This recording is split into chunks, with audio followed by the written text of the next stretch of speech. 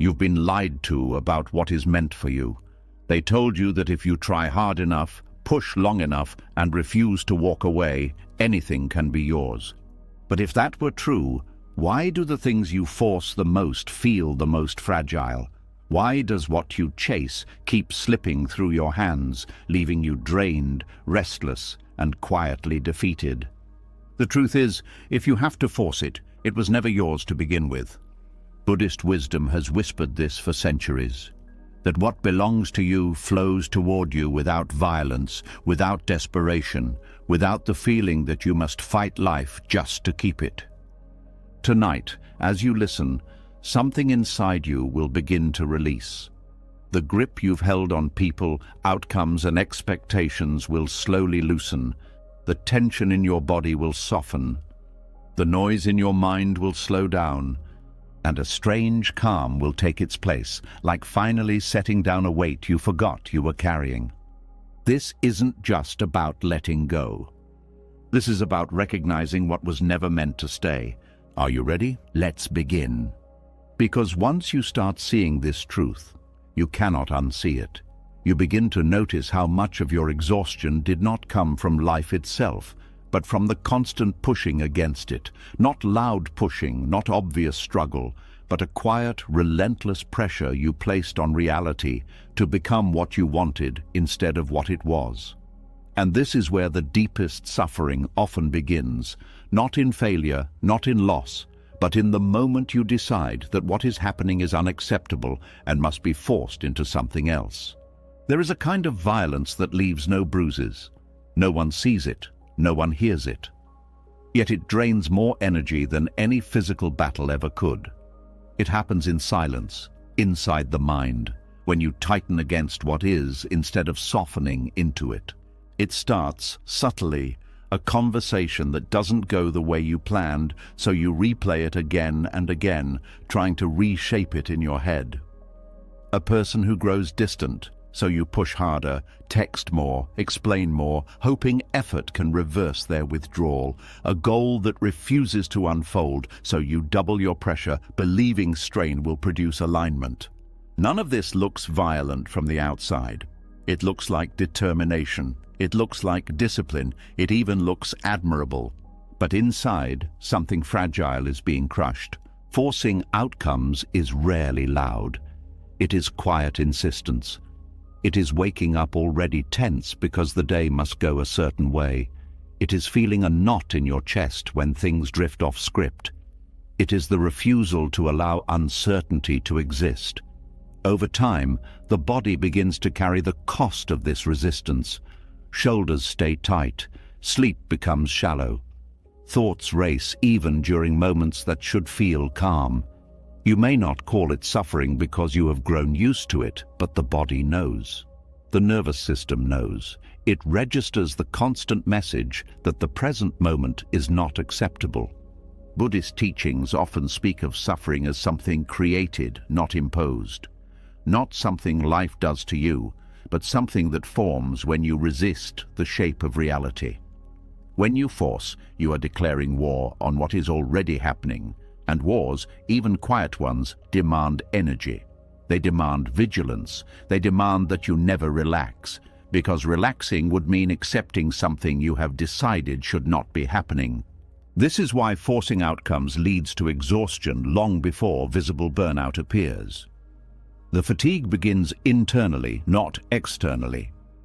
You may still be functioning, still showing up, still completing tasks, but something inside feels worn down. Joy becomes harder to access. Small problems feel heavier than they should. Patience shortens. You may blame circumstances, other people, or even yourself, without realizing that the true drain comes from the ongoing fight with reality itself. There is also a hidden fear inside forcing, a belief that if you stop pushing, everything will collapse.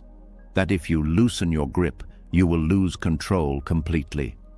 So you keep tightening. You hold relationships tighter, plans tighter, expectations tighter, yet the tighter you hold, the more fragile everything feels. Because force does not create stability. It creates tension. and tension always seeks release, often in ways you cannot predict. Think about how often people say they feel like they are holding their life together with effort alone, as if the moment they stop pushing, everything will fall apart. That is not strength. That is strain mistaken for strength. Real alignment does not require constant pressure. When something fits your life naturally, it moves with you instead of against you. It does not demand that you sacrifice your peace just to keep it alive. Subtle aggression toward reality also distorts perception. When you are forcing something, you begin to interpret every obstacle as an enemy. Neutral events feel personal. Delays feel like attacks. Other people's boundaries feel like rejection. The world starts to look hostile because you are approaching it with tension. It becomes harder to see opportunities, kindness, or unexpected paths, because your attention is locked onto making one specific outcome happen. This is why forcing narrows life instead of expanding it. It convinces you that there is only one way forward, one acceptable result, one version of happiness. Anything else feels like failure. But life rarely moves in straight lines. It shifts, bends, pauses, redirects. When you try to control that movement, you end up fighting the very flow that could carry you somewhere better than you planned. Another cost appears in relationships. When you force outcomes with people, they feel it even if you never say it out loud. They sense the pressure to behave a certain way, to respond a certain way, to stay when they may be drifting away. Pressure does not create closeness. It creates distance. It turns connection into obligation.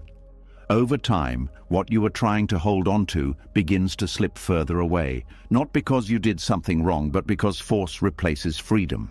There is also a deep loneliness in forcing, because when you are trying to control outcomes, you cannot fully rest in the present moment with others.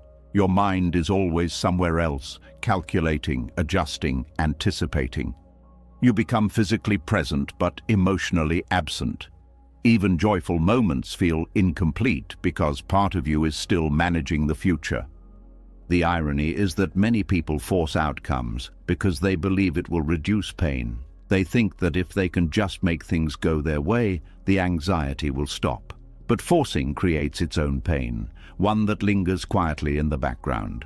It steals the ability to enjoy what is already working because attention is fixed on what is not.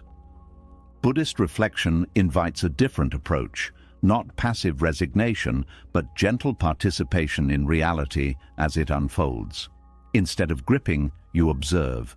Instead of pushing, you respond. Instead of demanding certainty, you allow space for the unknown. This does not mean you stop caring. It means you stop wounding yourself with resistance. There is a moment many people experience when they finally stop forcing something. A relationship they stop trying to fix alone. A goal they release after years of strain. An identity they no longer feel obligated to maintain. At first, it feels terrifying, like stepping into empty space. But then something unexpected happens. The body relaxes. Breathing deepens. Thoughts slow down. Energy returns in ways it has not for a long time. This relief reveals how much pressure was being carried. It also reveals something else. That life continues without your constant interference. The sun still rises.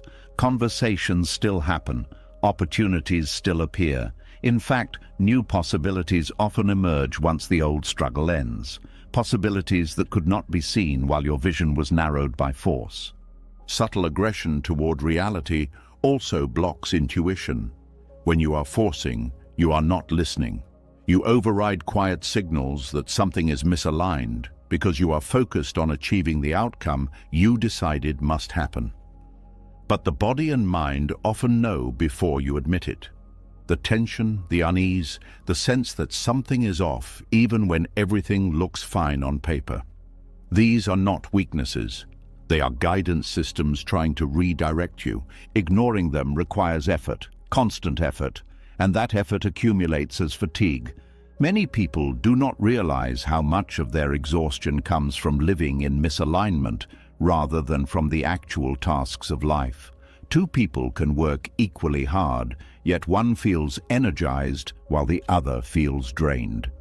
The difference is not always the workload, it is whether their effort flows with reality or against it.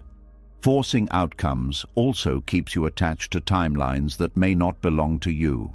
You decide when something should happen, how fast it should unfold, how it should look.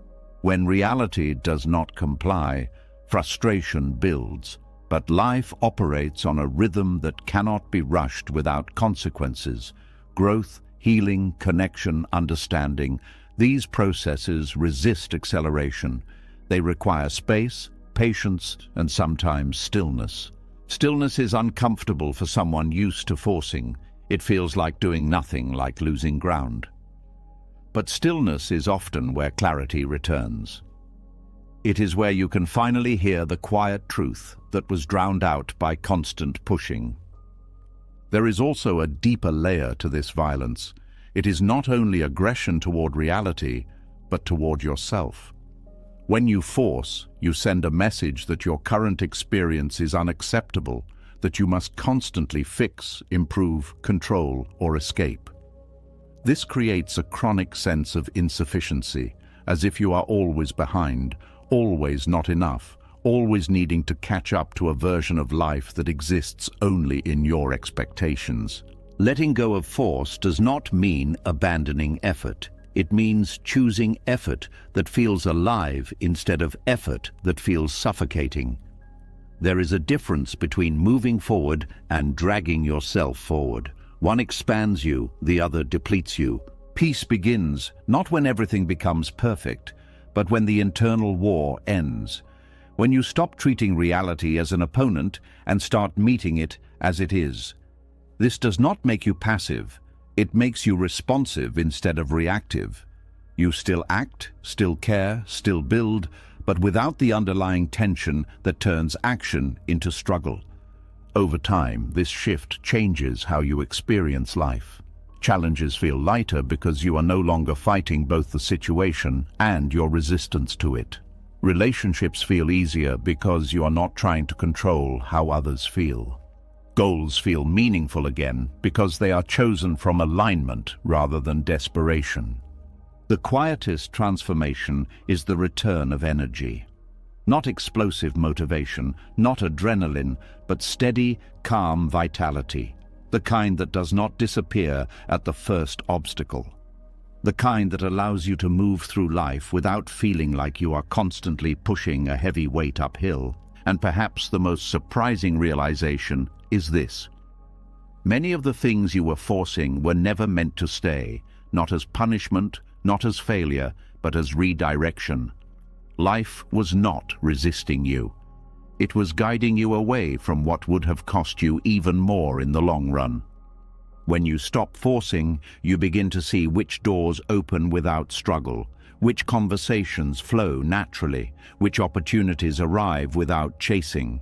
These are not coincidences. They are signs of alignment, of movement that does not require violence to sustain. This is why the first step in letting go is not action, but awareness. Seeing the cost of forcing clearly, recognizing the tension, the exhaustion, the quiet suffering it creates. Once you see it, the desire to continue disappears on its own. You no longer need to convince yourself to let go. Your body will want to. And in that moment, something softens, not because life suddenly becomes easy, but because you are no longer making it harder than it already is. This is where real peace begins.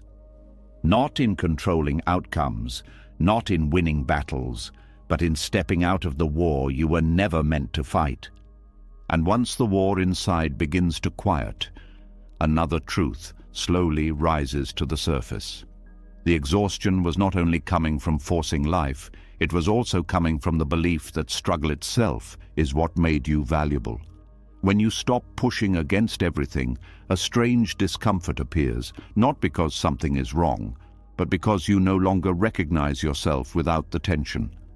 There is a moment when peace finally becomes possible, yet instead of relief, you feel uneasy. as if calmness is suspicious, as if ease must mean you are doing something wrong. It reveals something deeper than effort. It reveals attachment to effort as an identity. For some people, rest feels more threatening than struggle. Stillness feels like emptiness. Ease feels like cheating. When your entire sense of worth has been built on how much you endure, how much you sacrifice, how hard you push, peace begins to feel undeserved. Letting go does not feel like freedom. It feels like failure. This attachment often begins early. Many were praised only when they worked harder than everyone else, endured more than everyone else, stayed longer, gave more, tolerated more. Effort became the language of love and approval. Without realizing it, the mind learned a quiet equation. If I am not struggling, I am not worthy. If I am not exhausted, I am not trying hard enough. If things become easy, I must be losing my edge. Over time, struggle stops being a phase and becomes a personality. You become the strong one, the reliable one, the one who never quits, the one who carries more than anyone should. People admire you for it. They depend on you for it. And slowly, you start depending on it too, not because you enjoy suffering, but because you no longer know who you are without it. This is why letting go feels dangerous. Not because you want pain, but because pain has become familiar. It has become proof that you are still fighting, still valuable, still relevant. When peace arrives, it does not feel like a reward. It feels like losing your purpose.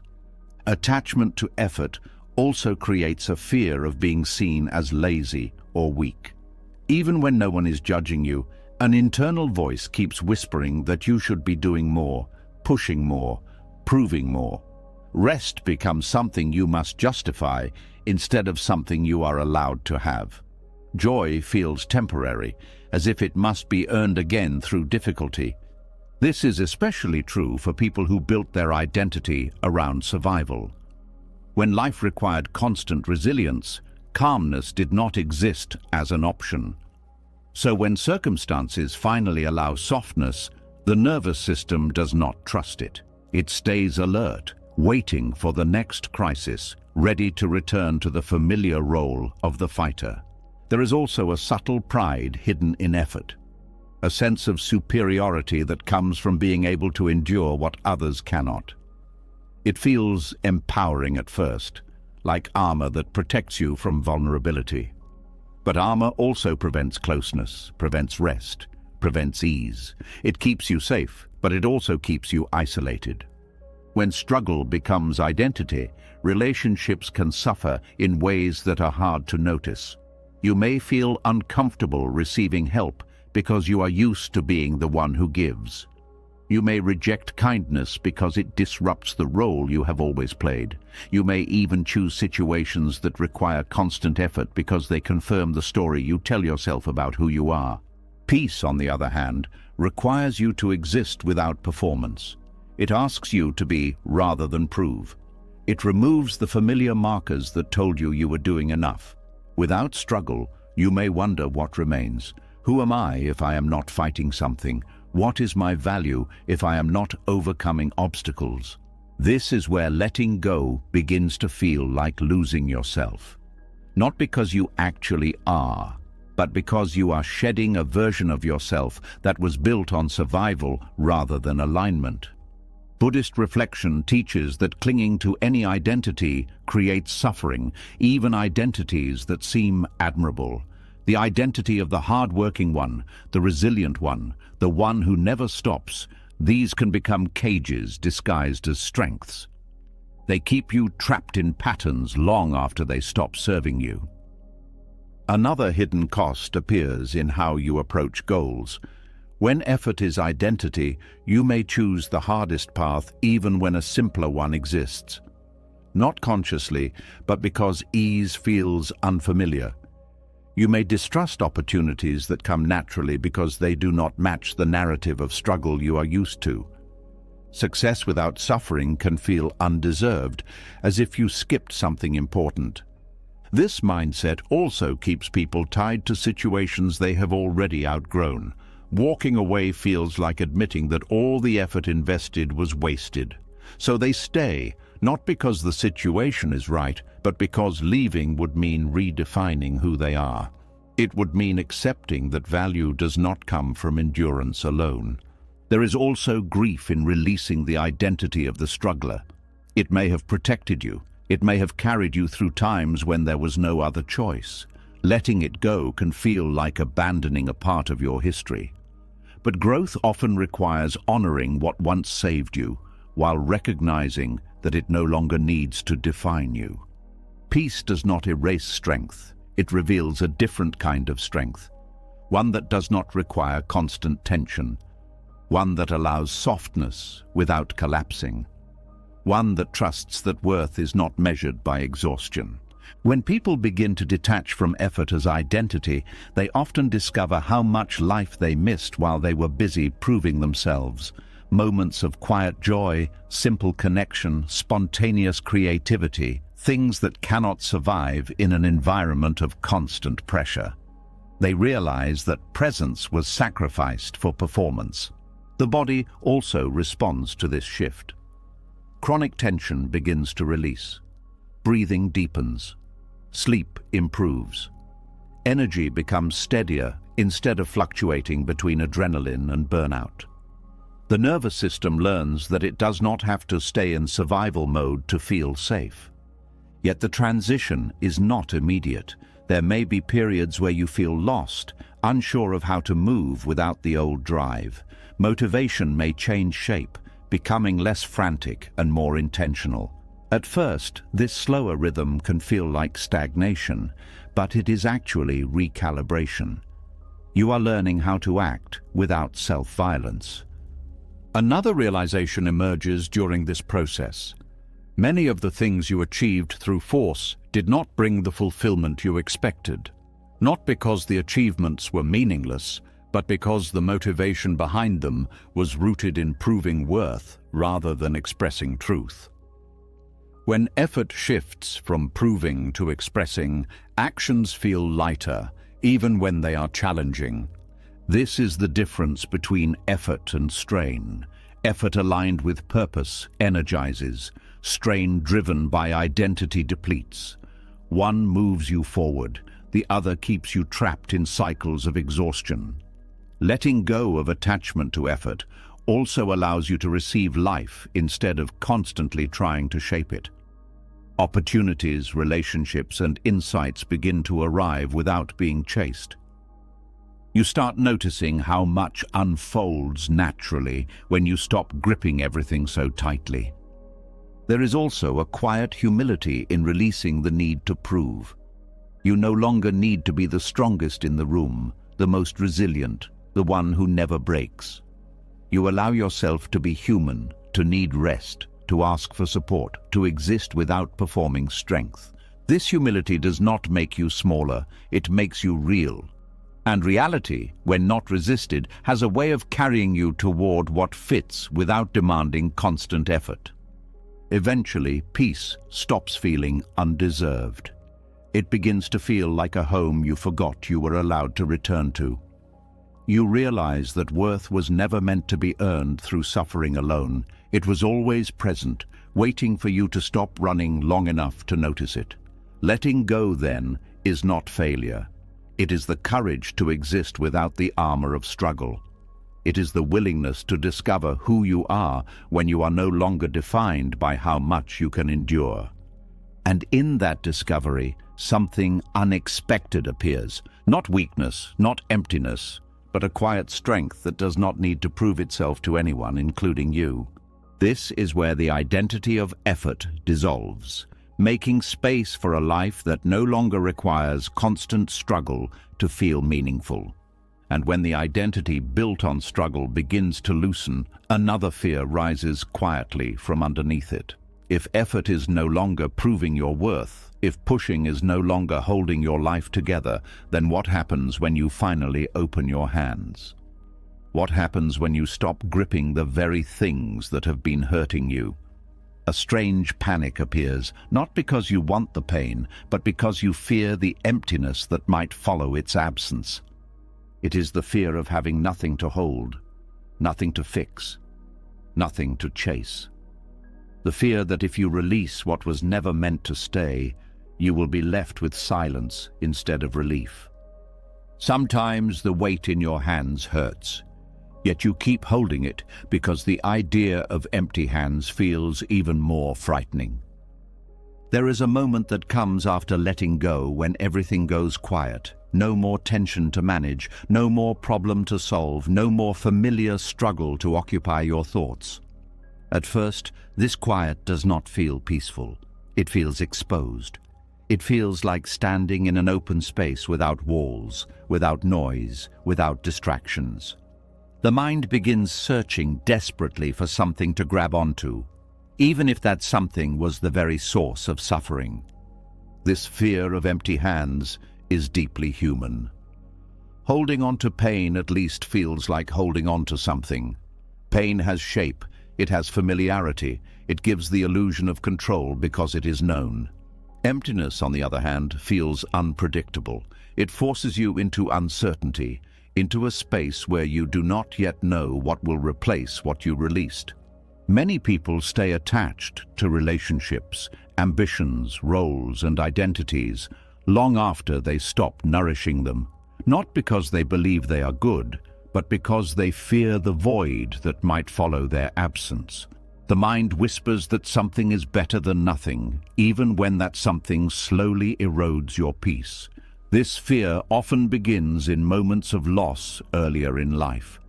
When something important disappeared unexpectedly, the nervous system learned that emptiness equals danger. It equated absence with abandonment, with instability, with the possibility that nothing safe would come next. From that point forward, the instinct became simple. Hold on at all costs, even if what you are holding cuts into your skin. Letting go then feels like stepping toward a cliff. Not because you want to fall, but because you cannot see what lies beyond the edge. The mind imagines worst-case scenarios. What if nothing better comes? What if you regret it? What if you end up alone? These questions create a kind of paralysis, keeping you tied to what hurts, simply because it is predictable. There is also a deep link between empty hands and identity. If something has been part of your life for a long time, it becomes intertwined with who you believe you are. Releasing it can feel like erasing a piece of yourself. Even if that piece brought more pain than joy, it still feels like losing a familiar reflection in the mirror. This is why people sometimes return to situations they know are unhealthy. Not because they have forgotten the pain, but because the absence of that pain feels disorienting. It is easier to return to a known discomfort than to sit with an unknown quiet. The body reacts to this fear in subtle ways. Restlessness appears without clear reason. Sleep becomes uneasy. Thoughts loop around the same questions. You may even create new problems unconsciously just to fill the space that opened up. The nervous system is trying to restore familiarity, even if that familiarity was suffering. Buddhist insight teaches that attachment is not only about clinging to pleasure, but also about clinging to pain. Both provide a sense of solidity in a world that is constantly changing. Empty hands represent impermanence in its purest form. They remind you that nothing can be permanently secured, that life flows through phases whether you resist or not. Yet empty hands are not truly empty, they are simply unoccupied. They are space waiting to be filled with something that does not require force. But this truth is hard to trust when you have lived in survival mode, when you have learned to depend only on what you can hold tightly. There is also a cultural layer to this fear. Many societies teach that value comes from accumulation of achievements, possessions, relationships, recognition. Letting go looks like losing status, losing progress, losing evidence that your efforts mattered. Empty hands can feel like starting over, and starting over feels exhausting when you have already carried so much. But there is another perspective. Empty hands are also hands that are no longer carrying what was breaking them. They are hands that can finally rest, hands that can receive instead of only grasping. Hands that are open to possibilities that could never enter while they were closed around something else. The transition from holding to openness is uncomfortable because it requires trust without guarantees. You must believe that life is not punishing you with emptiness, but creating space for something aligned to arrive. This belief does not come instantly. It grows slowly through experience, through noticing that every release in the past eventually led to a new beginning, even if it did not look the way you expected. Grief is often part of this process. Not only grief for what you lost, but grief for the version of yourself that invested so much in it. Grief acknowledges that something mattered, that it shaped you, that it was real even if it was not meant to last. Allowing this grief softens the fear because it validates the emotional weight you carried. Another layer of panic comes from the illusion that you must immediately replace what you released, as if empty space is unacceptable unless it is quickly filled. But some spaces are meant to remain open for a while. They allow recalibration. They allow clarity to return. Filling them too quickly can recreate the same patterns you just escaped. Learning to sit with empty hands is learning to sit with uncertainty. It is learning that not knowing is not the same as being unsafe. It is discovering that peace can exist without constant stimulation, without constant direction, without constant reassurance. This stillness reveals how much of life was spent reacting instead of choosing. When your hands are full, you cannot see clearly what you are carrying. When they are empty, you finally have the chance to decide intentionally what deserves to be picked up again. There is also freedom in realizing that you are not required to replace everything you release. Some things leave to create space, not to be substituted. The absence itself becomes the gift. More time, more energy, more emotional capacity, more room for authenticity. Over time, the fear softens. The emptiness that once felt threatening begins to feel peaceful. Silence stops sounding like loneliness and starts sounding like relief. You notice details you missed before, small joys that were overshadowed by constant tension. Life becomes quieter, but also clearer. Eventually, you understand that empty hands are not a sign of loss, but a sign of readiness. Readiness to live without clinging, without forcing, without trying to secure permanence in a world that moves. You become less afraid of change because you no longer depend on any single thing to define your stability. This shift does not remove vulnerability. You still care, you still feel, but you are no longer terrified of absence. You trust that your worth does not disappear when something leaves. You trust that what is truly aligned cannot be taken by letting go. The most surprising realization is that empty hands can hold peace more easily than hands full of struggle ever could. Peace does not require gripping, it requires openness. And in that openness, something gentle begins to return. Not the old tension, not the old urgency, but a quiet confidence that you can survive uncertainty without clinging to pain just to feel secure. You realize that you were never meant to hold everything forever. Some things were meant to pass through your hands, teaching you how to release without losing yourself in the process. And once you learn this, the fear begins to fade, replaced by a calm understanding that empty hands are not the end of the story. They are the beginning of a different way of living, one where peace does not depend on what you hold, but on your willingness to let life move without gripping it in fear. As the fear of empty hands begins to soften, another hidden pattern starts to reveal itself. You realize that it was not only the emptiness you feared, it was also the unfamiliar peace that came with it. Because when pain has been present for a long time, it stops feeling like an intruder and starts feeling like part of the structure of your life. Without it, you do not immediately feel free. You feel disoriented. There is a quiet danger in what the mind recognizes. It trusts what it has seen before, even if what it has seen before has caused harm. Sometimes what hurts feels safer than what heals, simply because it is known. There is a reason people return to the same kinds of situations, the same kinds of relationships, the same kinds of disappointments, even after promising themselves they will choose differently. It is not because they enjoy suffering, it is because familiarity creates a false sense of safety. The brain relaxes when it recognizes patterns, even painful ones. The unknown requires alertness, but the familiar allows autopilot, even if that autopilot leads back into the same storms. Pain that repeats begins to look like destiny. When something happens often enough, the mind stops questioning it and starts accepting it as inevitable. It begins to say, "This is just how life is for me. This is the kind of love I get. This is the level of peace I am allowed to have." These quiet conclusions form slowly, without drama, until they become invisible rules guiding every decision.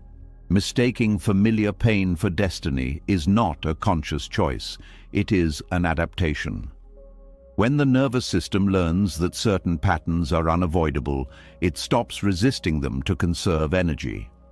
Acceptance becomes a survival strategy, not a sign of wisdom. But this kind of acceptance is heavy. It carries resignation instead of peace. One of the strongest examples appears in relationships. A person who grew up around emotional distance may later feel uneasy around warmth. Kindness can feel suspicious. Consistency can feel boring. They may gravitate toward partners who are unpredictable, not because they enjoy instability, but because unpredictability is what their body recognizes as love. Stability feels foreign, and foreign feels unsafe. The same pattern appears in how people relate to stress. Someone used to constant pressure may feel restless during calm periods. When life slows down, anxiety rises, not because something is wrong, but because the absence of tension feels unnatural. They may unconsciously create new stress just to restore the familiar state of urgency their body associates with normal. Work, too, becomes a place where familiar pain disguises itself as purpose. A person who learned early that worth comes from overexertion may choose environments that demand constant sacrifice. They may pride themselves on endurance while quietly burning out. When presented with healthier alternatives, they may reject them, feeling that ease equals laziness, even if the new path would support their well-being. This is how the mind protects itself from uncertainty. It clings to known discomfort rather than risk unknown possibilities. The logic is simple, but flawed. At least I know how to survive this pain. New territory offers no guarantees. Buddhist teachings speak of attachment not only to pleasure but also to suffering. Suffering becomes an anchor, something solid in a world that feels unpredictable. Releasing it requires stepping into a space where identity, expectations, and habits no longer provide direction. That openness can feel like drifting without a map. There is also a subtle narrative that forms around repeated pain. People begin to build stories about themselves that revolve around endurance. They see themselves as the one who is always overlooked, always betrayed, always struggling. These stories become lenses through which every new experience is filtered. Evidence that contradicts them is ignored, while evidence that confirms them is magnified. Over time, the story feels more real than the present moment. Familiar pain also shapes tolerance levels. When you are used to discomfort, you may accept behavior that others would reject immediately. You may minimize harm, telling yourself it is not that bad, that you have handled worse. This tolerance keeps you in cycles that could have ended earlier if unfamiliar peace had not felt so unsettling. Another layer of this pattern appears in self-talk. The voice inside may repeat phrases learned long ago, phrases that once protected you but now limit you, words that suggest you should not expect too much, should not trust too easily, should not hope too openly. These messages reinforce the idea that pain is not only normal but necessary. Breaking this cycle requires noticing the difference between recognition and alignment. Just because something feels familiar does not mean it belongs in your life. Familiarity is not proof of destiny, it is proof of repetition. The body often signals this mismatch before the mind admits it. A heaviness when entering certain spaces. A subtle dread before interactions that should feel neutral. A sense of shrinking instead of expanding. These signals are easy to ignore because they do not shout, they whisper. But they are important because they reveal the cost of staying in patterns that no longer serve you. Letting go of familiar pain can feel like betraying your past. It can bring guilt, as if you are abandoning the struggles that shaped you. But growth does not erase history. It integrates it while choosing a different future. You do not dishonor your past by refusing to repeat it. You honor it by learning from it. There is also grief in realizing how much time was spent believing pain was unavoidable. Grief for the opportunities missed because you did not believe something better was possible. Grief for the relationships that ended the same way because you did not know another kind of connection existed. Allowing this grief is part of healing because it releases the illusion that destiny was controlling your path. Once you start recognizing these patterns, a new kind of awareness emerges.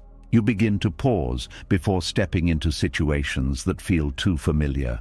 You question automatic reactions. You notice the pull toward what hurts and ask whether it is truly aligned or simply recognized. This pause creates space for choice. Choice is what transforms repetition into evolution. Without awareness, patterns repeat endlessly. With awareness, they become optional. The first experiences of unfamiliar peace may feel strange. You may find yourself waiting for something to go wrong, scanning for signs that the calm will disappear. Trust takes time to rebuild because it was eroded by past disappointments. But gradually, the nervous system learns that stability does not have to be temporary, that calm does not have to be followed by chaos. You begin to experience relationships that do not require constant repair, work that does not demand self-sacrifice, rest that does not trigger guilt. These experiences feel almost unreal at first, like stepping into a life that belongs to someone else. But with time, they start to feel natural. Another shift happens internally. You stop interpreting discomfort as proof of depth. You realize that suffering is not a badge of honor. It does not make you more authentic or more deserving. It simply signals that something is misaligned. The mind, once addicted to familiar pain, begins to appreciate stability. Predictability stops feeling boring and starts feeling peaceful. Emotional safety becomes attractive instead of suspicious. You discover that life can be meaningful without constant struggle. This transformation also changes how you see others.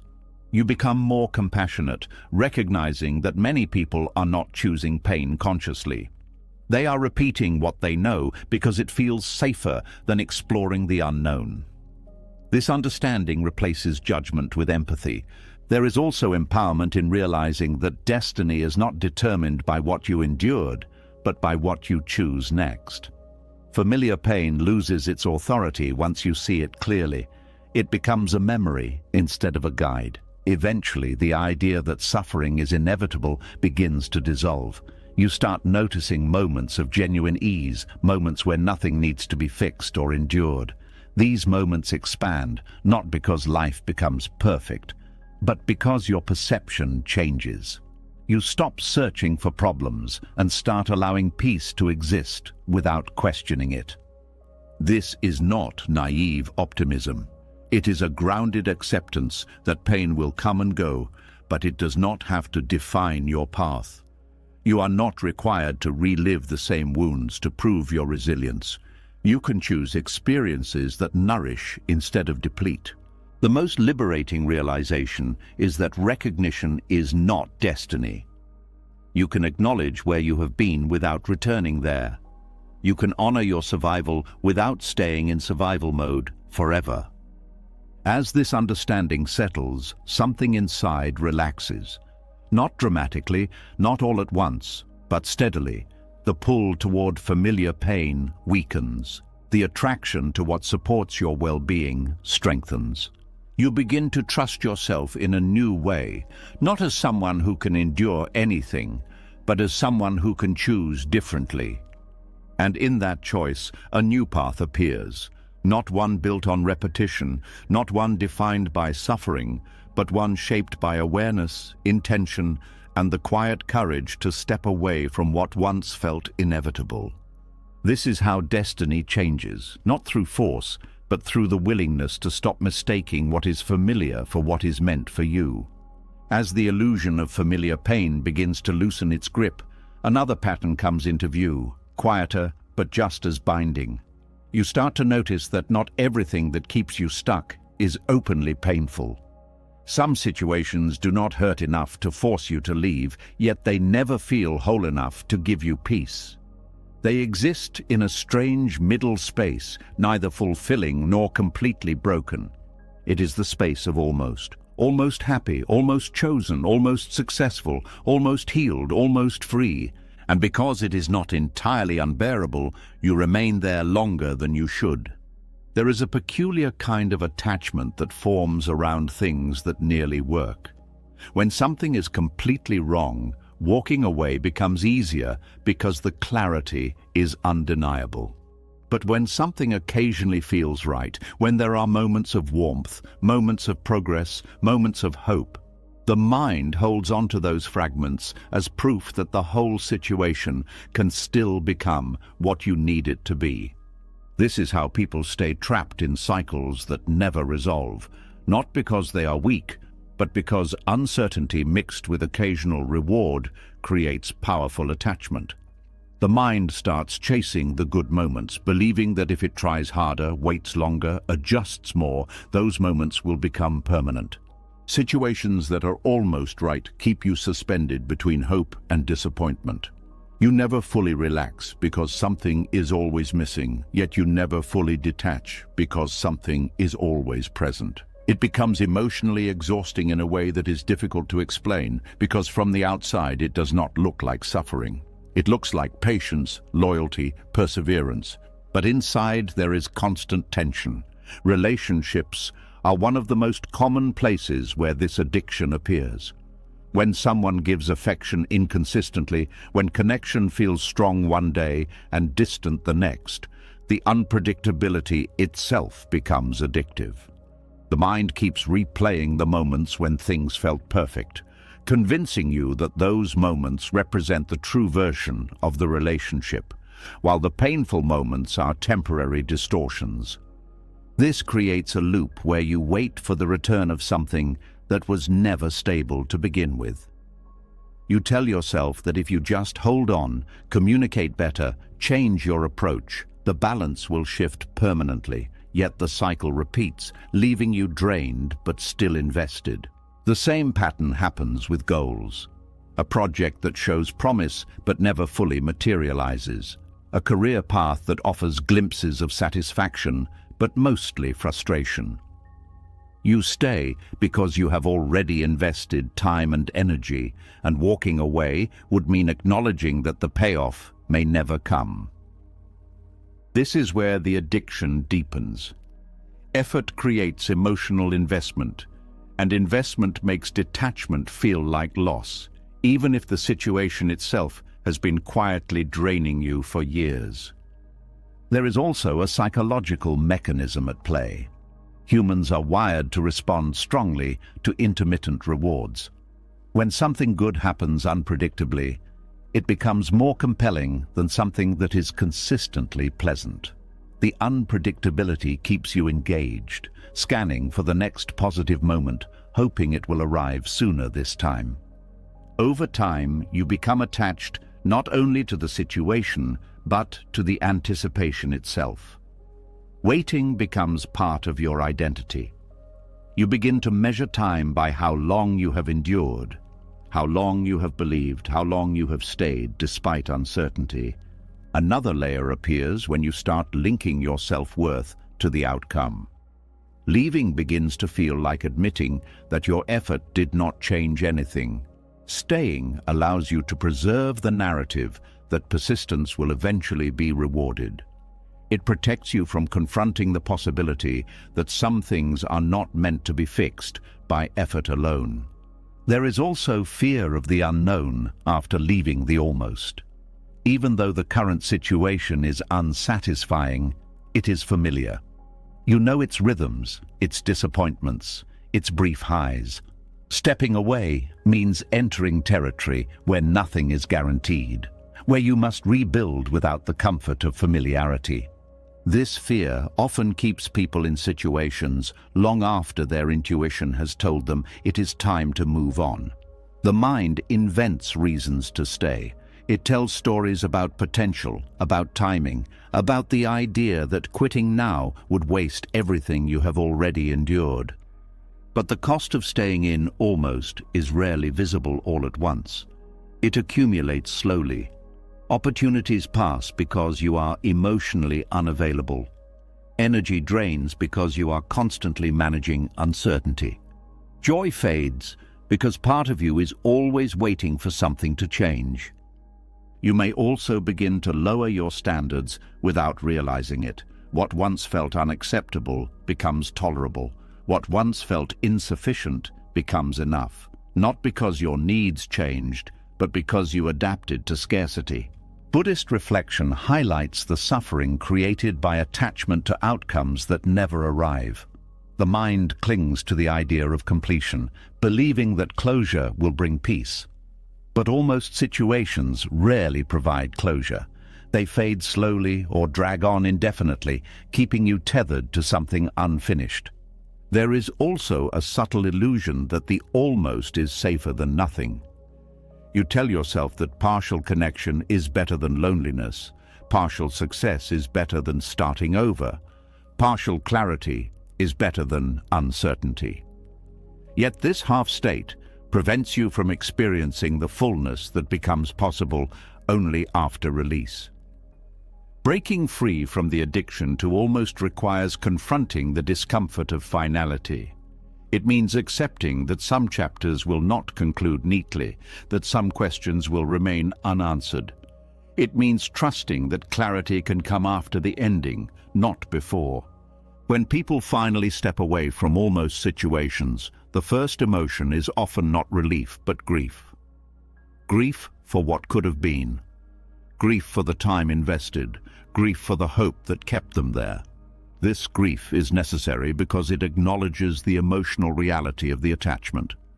After grief comes a quieter feeling, one that may go unnoticed at first. Space. Space that was previously occupied by waiting. Space that allows new experiences to enter.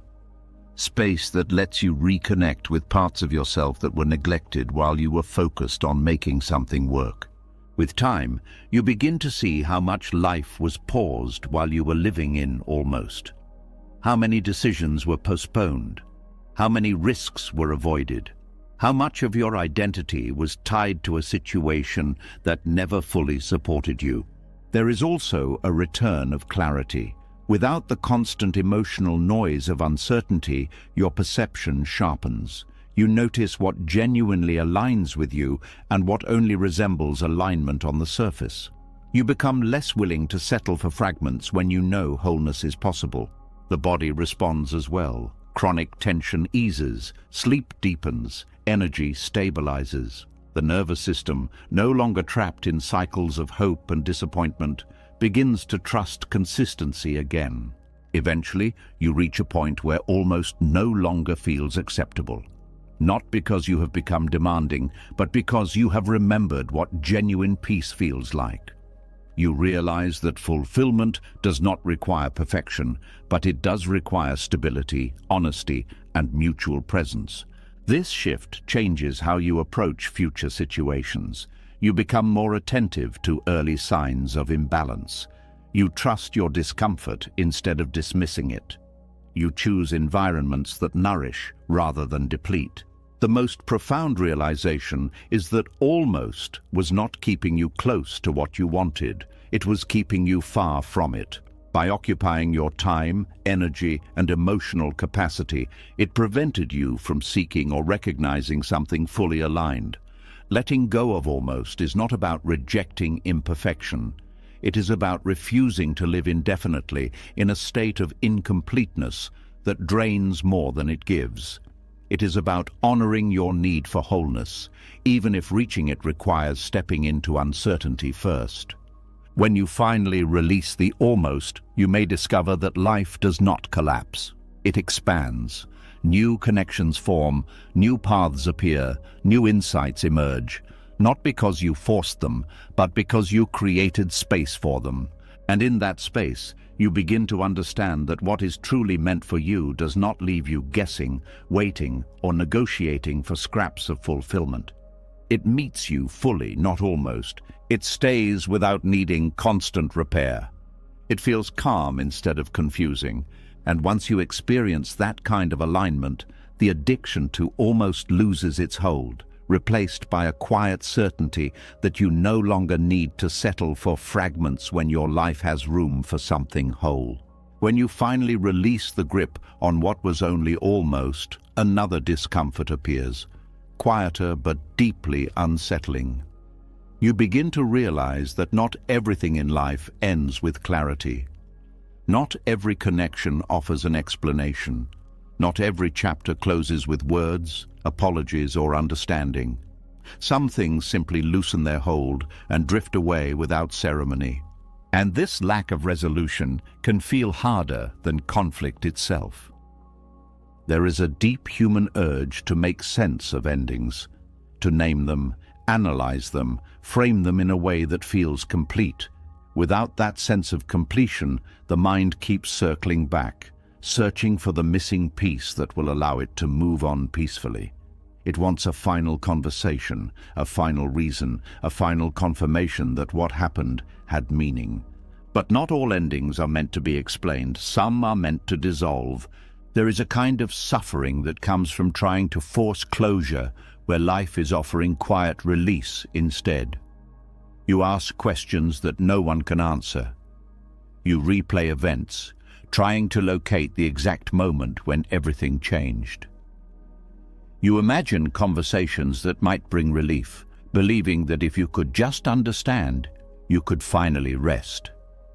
This pursuit can keep you tied to something long after it has already faded from reality. Forcing closure often comes from the belief that peace requires resolution, that you cannot move forward until everything makes sense. But life does not operate like a story with neat conclusions. Many experiences end without explanation because their purpose was not to be understood intellectually, but to be felt, lived, and eventually released. Buddhist reflection teaches that impermanence is not only about physical change, but also about emotional fading. Just as seasons shift without asking permission, relationships, identities, and phases of life transform without always providing reasons. Trying to hold them in place or extract meaning beyond what is naturally revealed creates additional suffering. There is also an ego component in the need for closure. The mind resists uncertainty because uncertainty feels like loss of control. Knowing why something ended restores a sense of order, even if the truth is painful. Not knowing leaves a gap that cannot be filled with logic, forcing you to sit with ambiguity. Ambiguity is uncomfortable because it demands trust without proof. It asks you to believe that life can continue meaningfully even when some questions remain unanswered. It challenges the idea that every experience must be neatly categorized as success or failure, right or wrong, deserved or undeserved. In many cases, forcing closure reopens wounds that were beginning to heal naturally, reaching out for explanations, revisiting past environments, searching for validation from people who have already moved on. These actions pull you back into emotional spaces that time was slowly softening. The healing process resets, not because you wanted pain, but because you believed resolution required confrontation. Some endings are not meant to be confronted, they are meant to be allowed. Allowing dissolution means recognizing when something is already fading and choosing not to interfere with that process. It is the opposite of forcing. Instead of chasing answers, you step back and let the experience lose its intensity on its own. Memories become less sharp. Emotional reactions become less immediate. What once felt overwhelming becomes distant. This natural fading is often mistaken for avoidance, but it is actually acceptance in motion. It acknowledges that not everything needs to be dissected to be released.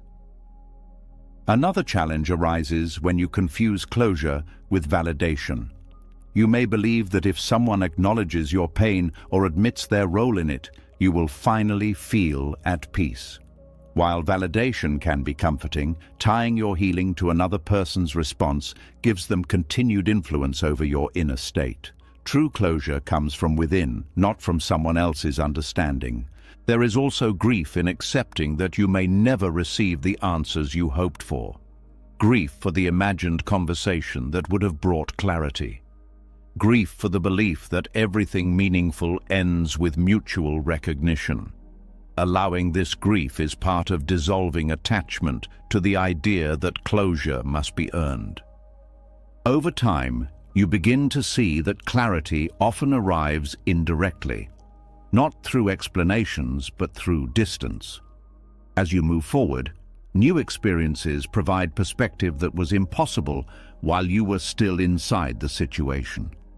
What once felt confusing becomes obvious. What once felt personal begins to look like part of a larger pattern.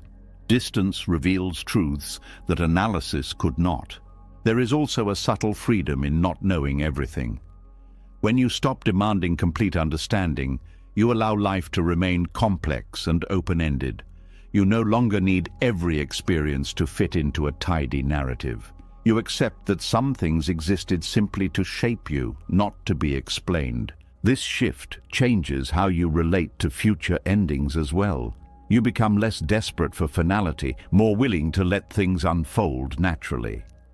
You trust that closure will come in its own form, even if that form is quiet detachment rather than dramatic resolution.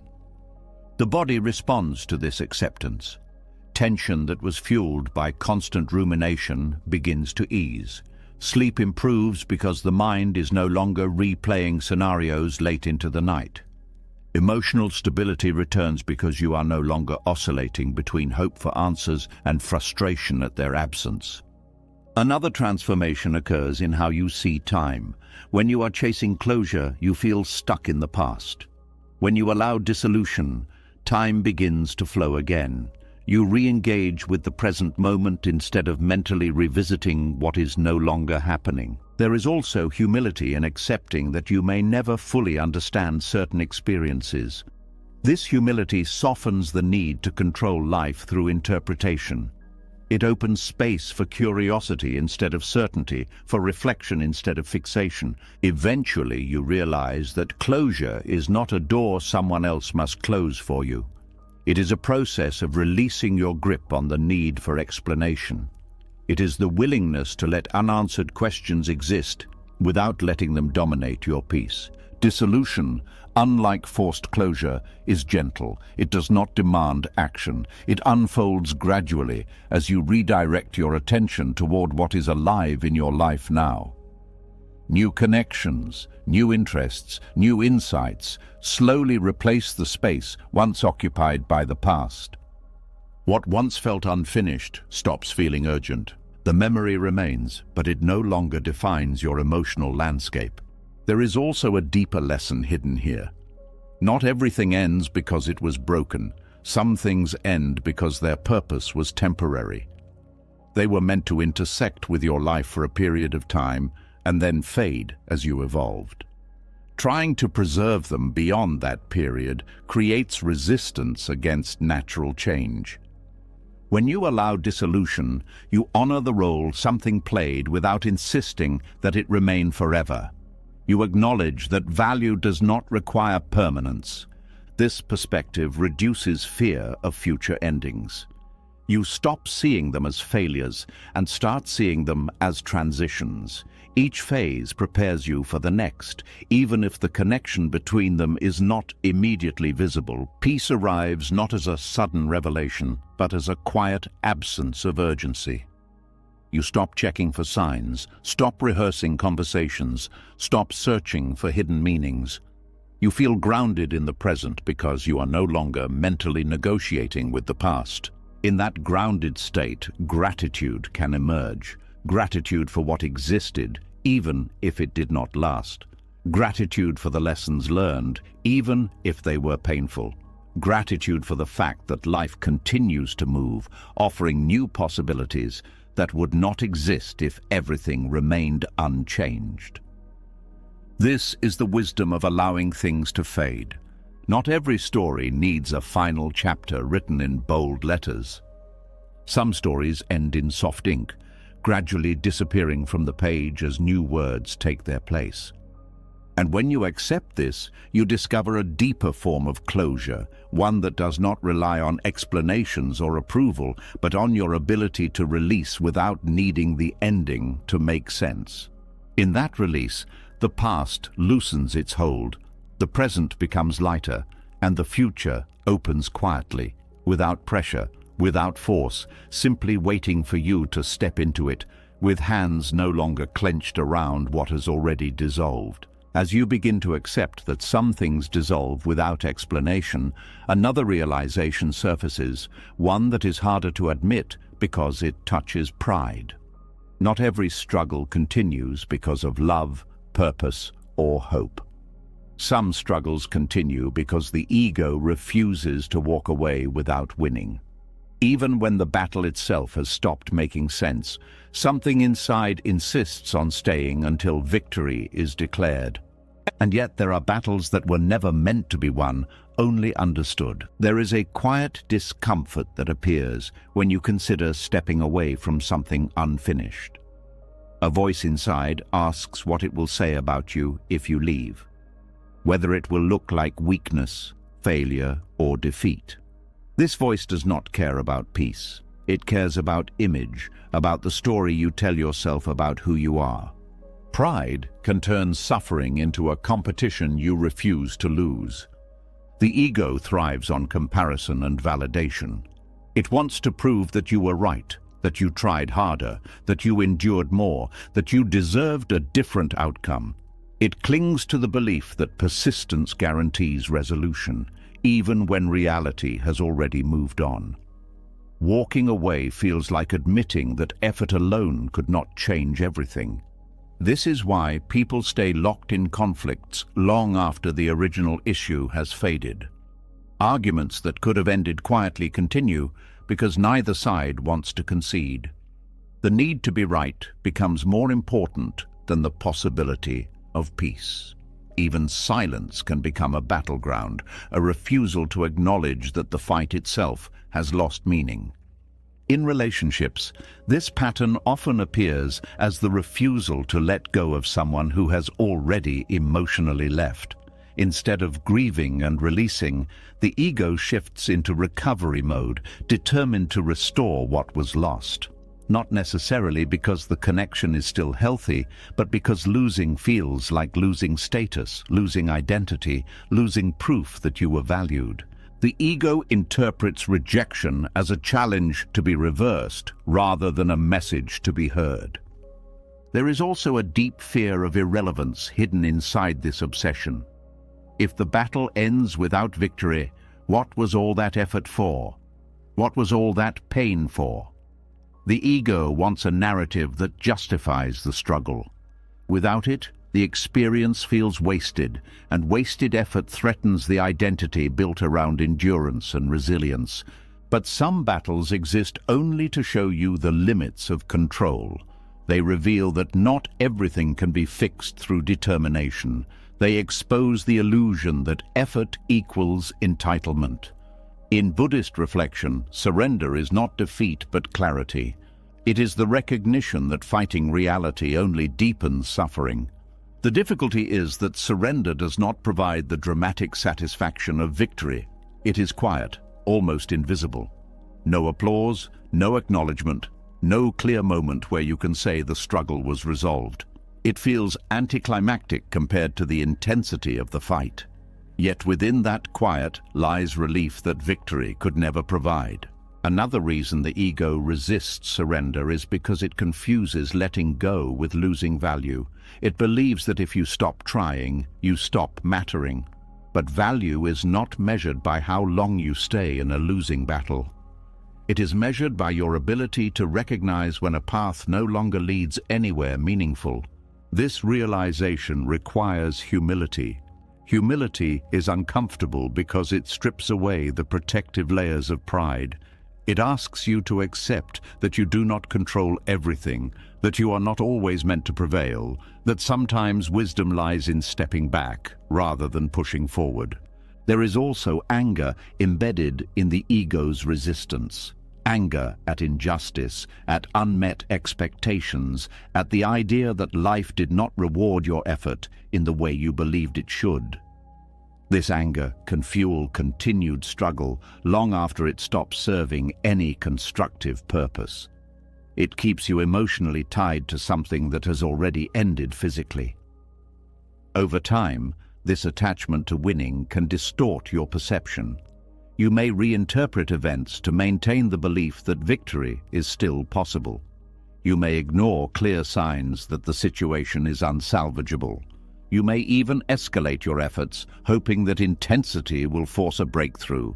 But intensity cannot transform misalignment into harmony. There are battles where winning would not actually bring peace. Even if you achieved the outcome you were chasing, the cost would outweigh the benefit. The energy spent, the relationships strained, the emotional damage accumulated, all of it would remain, making victory feel hollow. This is why surrender is often the true resolution. It allows you to reclaim energy that was being consumed by an unwinnable struggle. It frees attention for experiences that nourish instead of deplete. It restores balance that was lost in the pursuit of proving something to yourself or others. Letting go of the need to win also changes how you relate to future conflicts. You become less reactive, less defensive, more willing to pause before engaging. You ask whether the issue truly matters or whether it is simply triggering the ego's need for validation. This pause prevents unnecessary battles from forming. There is also compassion that emerges when you see how the ego operates. You realize that others are often fighting similar internal wars, driven by their own fears of inadequacy and loss. This understanding softens judgment and opens space for empathy, even when you choose not to participate in the conflict. Another transformation happens internally. Without the constant pressure to prove yourself, you begin to experience a lighter sense of identity. You no longer define yourself by victories or defeats. You exist beyond the scoreboard of success and failure. This freedom allows authenticity to replace performance. The body reflects this change as well. Chronic tension associated with competitiveness and defensiveness eases. Breathing becomes deeper, movements become less hurried. There is a sense of groundedness that was impossible while you were locked in perpetual struggle. Eventually, you see that some battles were never about the external situation at all. They were mirrors reflecting internal wounds, insecurities, and unmet needs. Winning them would not have healed those wounds. Only awareness and compassion could do that. This realization transforms how you interpret past experiences. Instead of seeing them as failures or injustices, you see them as lessons in humility, patience, and discernment. You recognize that life was not trying to defeat you. It was trying to redirect you. Surrender then becomes an act of alignment rather than resignation. It is choosing peace over pride, clarity over stubbornness, growth over repetition. It is acknowledging that strength includes the ability to stop. There is also a profound relief in no longer needing to have the last word, the final explanation, the ultimate vindication. Silence stops feeling like defeat and starts feeling like freedom. You disengage from narratives that required constant defense. In that freedom, new possibilities appear. Relationships that do not revolve around competition. Goals that do not demand self-sacrifice. Experiences that feel collaborative rather than adversarial. Life begins to resemble a path instead of a battlefield. You discover that dignity does not come from winning every fight. It comes from knowing which fights to decline. It comes from the courage to prioritize peace, even when pride protests. Over time, the ego's obsession with victory loses its urgency. You stop needing to prove your worth through struggle. You trust that value exists independent of outcomes. This trust allows you to move through life with less resistance, less tension, less fear of losing. And perhaps the most surprising insight is this: the battles that felt most important often disappear from memory once you step away from them. What remains is not the outcome, but the lesson. The understanding that some struggles were never meant to be resolved through force, only through surrender. In that understanding, you find a deeper form of strength. Not the strength to conquer, but the strength to release. Not the strength to endure endlessly, but the strength to recognize when endurance becomes self-harm. This is where peace becomes possible again, not because you defeated something, but because you stopped fighting what was never meant to be won. And in that stillness you realize that surrender did not diminish you. It returned you to yourself. After stepping away from battles that were never meant to be won, another illusion begins to crack. You start to see that not every struggle was driven by pride alone. Some were driven by a belief that persistence itself guarantees meaning, that if you stay long enough, endure enough, push through enough resistance, the path will eventually transform into something right.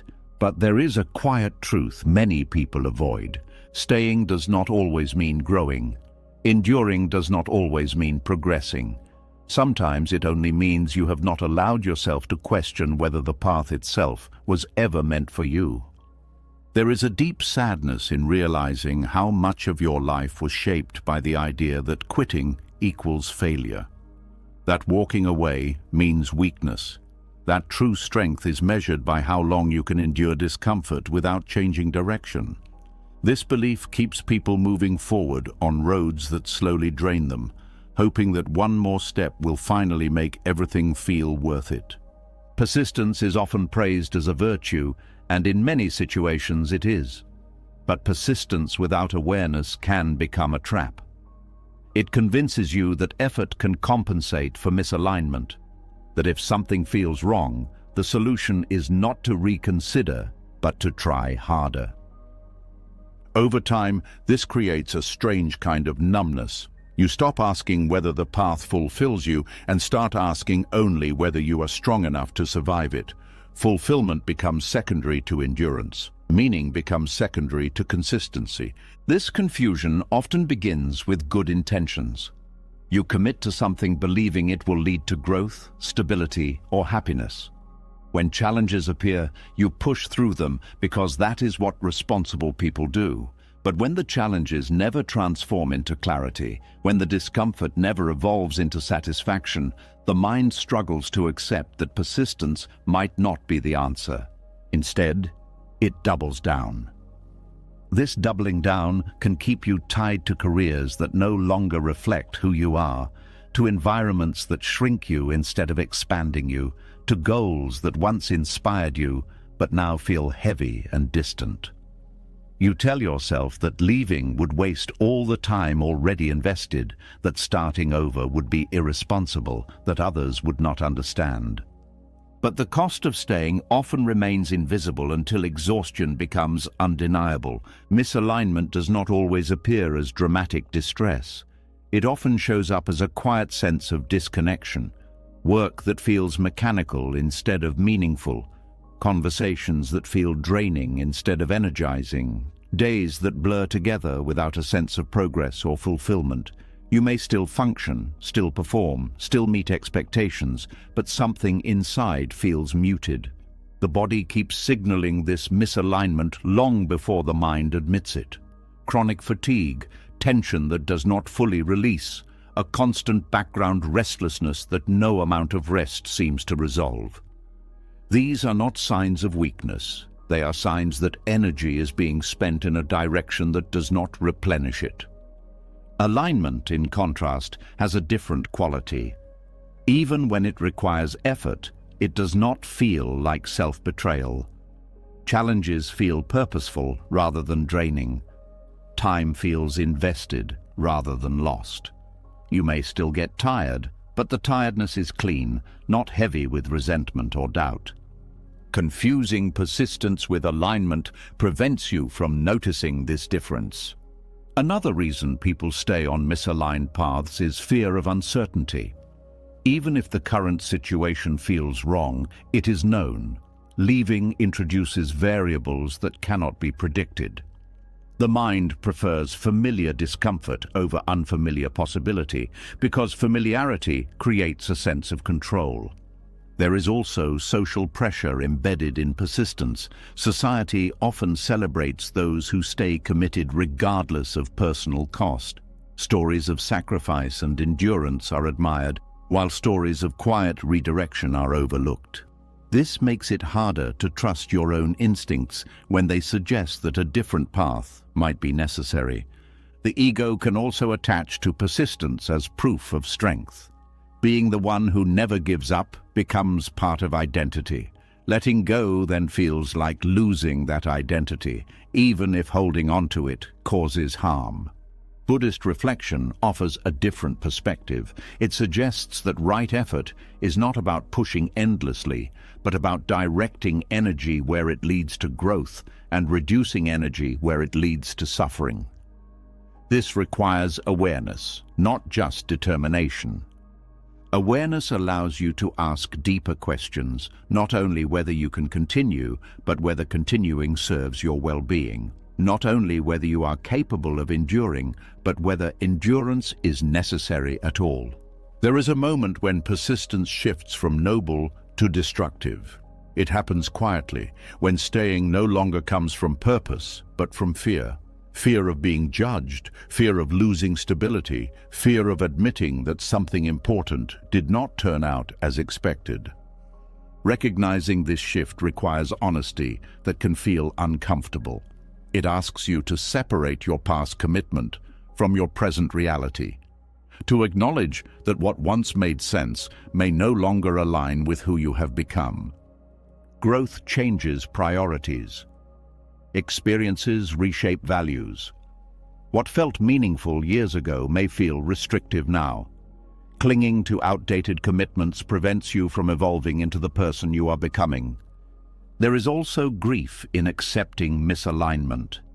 Grief for the time invested, for the hopes attached to the path, for the version of yourself who believed it would lead somewhere different.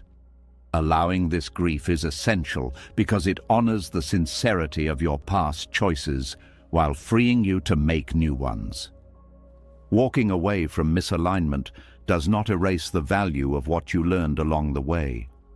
Every experience contributes to clarity, even those that end in redirection. What feels like wasted time often becomes insight that prevents future misalignment. Another shift occurs when you stop measuring success by endurance alone. You begin to value responsiveness, adaptability, and self-awareness.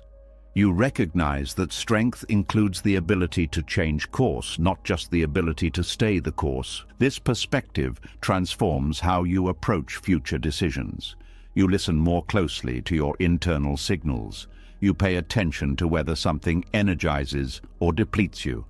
You allow curiosity to guide exploration instead of forcing yourself into predetermined roles. There is also relief in releasing the pressure to prove that every decision must be permanent.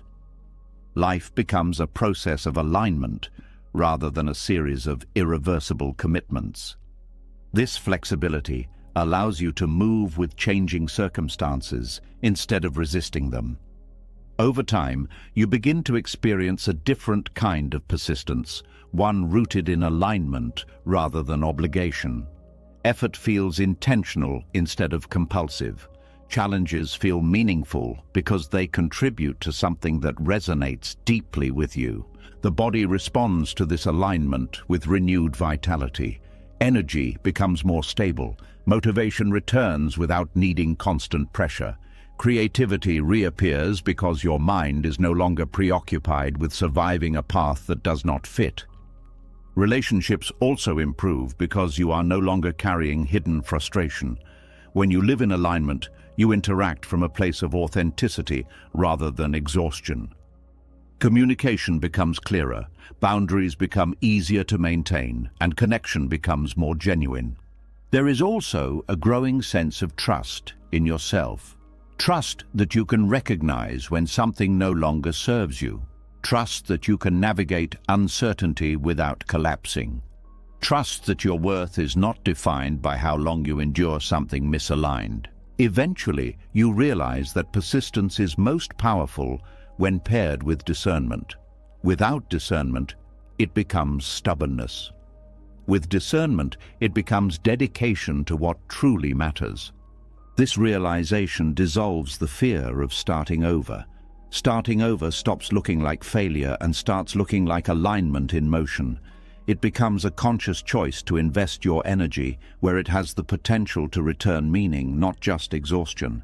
Life begins to feel less like a test of endurance and more like a path of discovery.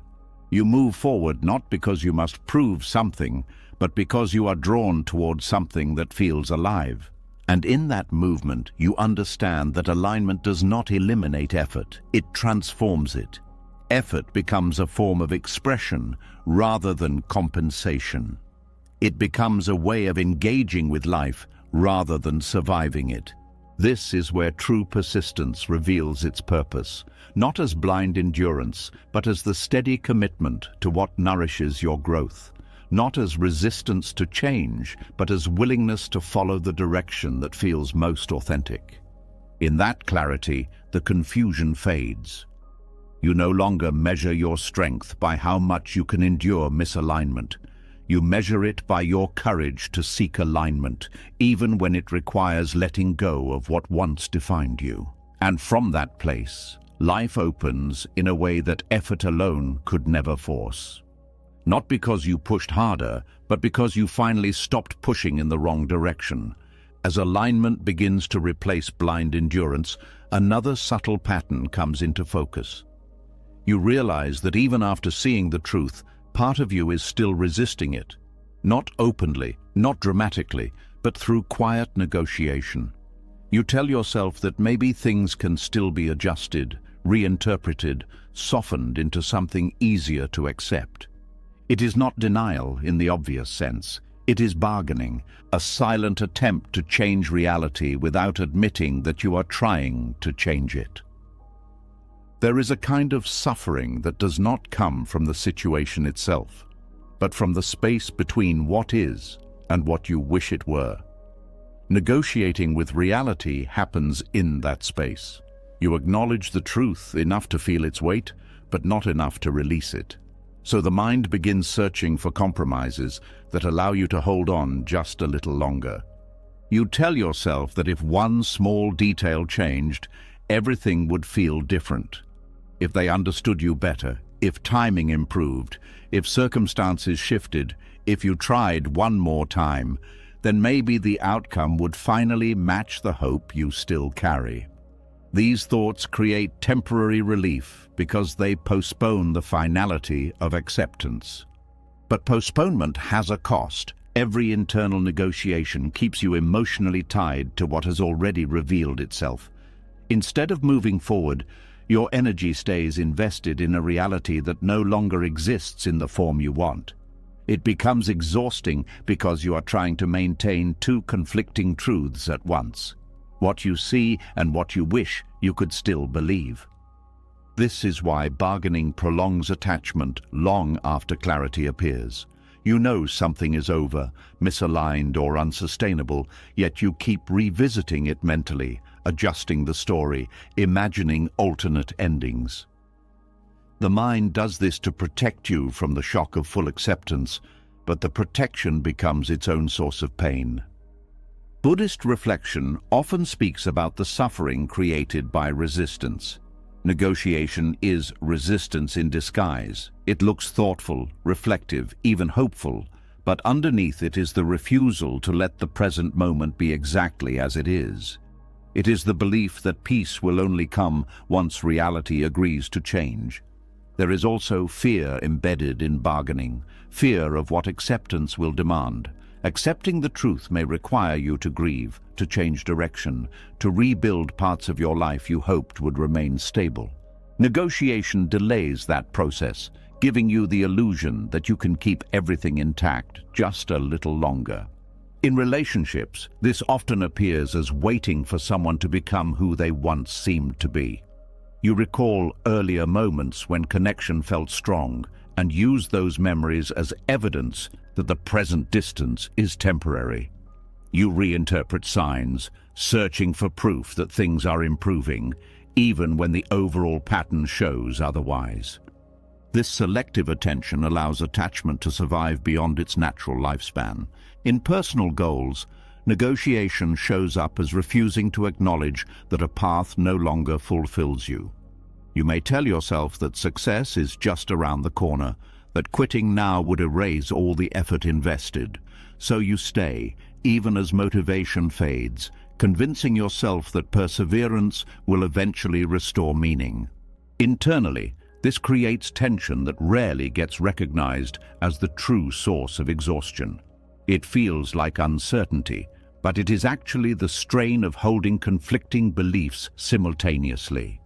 One part of you wants to release, another part insists on holding on.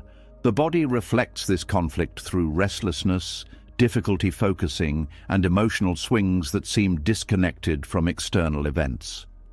It is responding to an internal tug-of-war that has no visible opponent. Another aspect of negotiating with reality is the desire for fairness. You may believe that if you were sincere, patient, and committed, the outcome should reflect that effort. When it does not, bargaining becomes a way to restore a sense of justice. You search for ways the situation could still resolve in a way that validates your investment. But life does not operate on a system of guaranteed returns. Accepting this can feel harsh, yet it also opens the door to freedom. When you stop expecting reality to compensate you for effort, you release the burden of waiting for outcomes that may never arrive. Negotiation also prevents you from experiencing the present fully. Your attention remains split between what is happening now and what you hope might still change. Moments that could bring peace pass unnoticed because your mind is occupied with recalculating possibilities. Over time, this habit can become automatic. Even small disappointments trigger internal bargaining. You immediately begin analyzing what could be done differently, what could still be salvaged, how to reshape events to avoid discomfort. While problem-solving has its place, constant negotiation with unchangeable realities drains emotional energy. There is also a loss of trust in your own perception. When you negotiate too long, you begin doubting what you clearly see. You question whether you are being too sensitive, too impatient, too rigid. This self-doubt keeps you from acting on intuition, leaving you stuck in prolonged indecision. Letting go of negotiation requires a shift from control to acceptance. Acceptance does not mean approval. It means acknowledging what is real without adding resistance. It allows you to redirect energy toward what can still grow instead of what has already ended. This shift often brings immediate relief, not because the situation improves, but because the internal conflict stops. The mind no longer has to maintain competing narratives. Clarity replaces confusion, even if the clarity is painful at first. Grief may follow because acceptance opens the door to emotions that negotiation was suppressing. Sadness, disappointment, anger, these feelings surface once you stop distracting yourself with hypothetical solutions. Allowing them to move through you is part of releasing attachment. As grief settles, space appears, space that was previously filled with mental arguments. In that space, new possibilities become visible, not because they suddenly appeared, but because your attention is no longer anchored to the past. There is also a growing sense of self-respect that comes from honoring reality. You recognize that your peace is not dependent on circumstances aligning perfectly. It comes from your willingness to respond honestly to what is happening. Over time, you become less inclined to negotiate with situations that clearly do not serve you. You trust your perceptions sooner. You allow endings to be endings instead of starting new rounds of bargaining. This does not make you rigid, it makes you responsive. You still consider options where change is possible, but you no longer invest energy in fantasies that contradict what is evident. Peace then becomes simpler. It does not require constant analysis or strategic thinking. It arises naturally when you stop arguing with the present moment. Eventually, you understand that negotiating with reality is like trying to rewrite a story that has already been printed. You can imagine alternate versions, but the pages in front of you remain the same. Freedom comes from turning the page, not from insisting it should read differently. In that freedom, attachment loosens without force. You stop holding on to possibilities that exist only in imagination. You allow life to move forward, even if it moves in a direction you did not choose. And as you move with it, instead of against it, suffering begins to dissolve, not because everything becomes perfect, but because you are no longer prolonging pain by refusing to accept what is already clear. This is where peace becomes steady, not dramatic, not overwhelming, just quietly present, like the calm that arrives when the inner argument finally ends. As clarity begins to replace confusion, you would think peace would arrive immediately, but something unexpected happens. Even after seeing the truth, part of you keeps returning to the negotiation table, as if reality was something that could still be persuaded to change its mind. You replay possibilities, search for overlooked options, hold quiet conversations in your head where everything finally turns out differently. It is not that you do not see what is real. It is that you are not ready to stop asking it to be something else. There is a particular ache that comes from bargaining with what has already been decided, a silent tension that lives in the space between acceptance and resistance. Negotiating with reality often begins as hope. You tell yourself that flexibility is wise, that compromise shows maturity, that patience may reveal a different outcome. But beneath this reasoning is a refusal to let the truth stand on its own. You keep adjusting your expectations so that the situation can remain tolerable, even when it no longer brings peace. This internal bargaining can happen for years without being recognized for what it is. You adapt to circumstances that do not nourish you. You reinterpret actions that hurt you. You minimize the distance between what you feel and what you allow yourself to acknowledge. Each adjustment feels small, reasonable, necessary. Yet over time, these adjustments accumulate into a life built around avoidance rather than authenticity. The mind does this because full acceptance feels final. Accepting reality often means releasing the version of life you hoped for. It means letting go of the imagined future that kept you motivated through uncertainty. Bargaining allows you to keep that imagined future alive a little longer, even if it exists only in thought. There is also a deep discomfort with helplessness. Negotiation creates the illusion of influence, the sense that you are still participating in shaping the outcome. Without it, you are left with the recognition that some aspects of life cannot be controlled, only experienced. This recognition can feel like standing without support, exposed to forces you cannot manage through effort alone. In relationships, this suffering appears as constant reinterpretation. You look for hidden meanings in messages, tone, timing. You try to decode intentions, searching for signs that connection still exists beneath the distance. Instead of acknowledging what is present, you chase what once was, convincing yourself that if you understand deeply enough, you can restore it. This keeps you emotionally invested in a version of the relationship that no longer exists in reality. In personal aspirations, negotiation manifests as refusing to admit that a path has reached its natural end.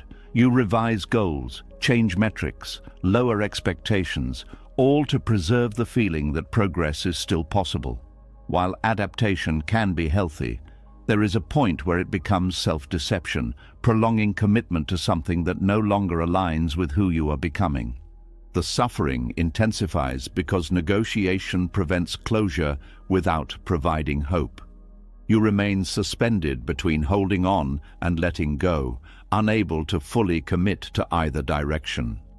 This suspension drains energy in ways that are difficult to articulate because there is no single moment of crisis, only ongoing uncertainty. Buddhist wisdom points to attachment as the root of this pattern. Attachment not only to people or outcomes, but to narratives about how life should unfold. When reality contradicts these narratives, bargaining becomes a way to preserve them. You negotiate not only with circumstances, but with your own expectations. There is also fear of regret woven into this process. The mind worries that acceptance might come too soon, that you might miss an opportunity for reconciliation, redemption, or transformation, so it keeps revisiting possibilities, hoping to avoid the pain of wondering what might have been.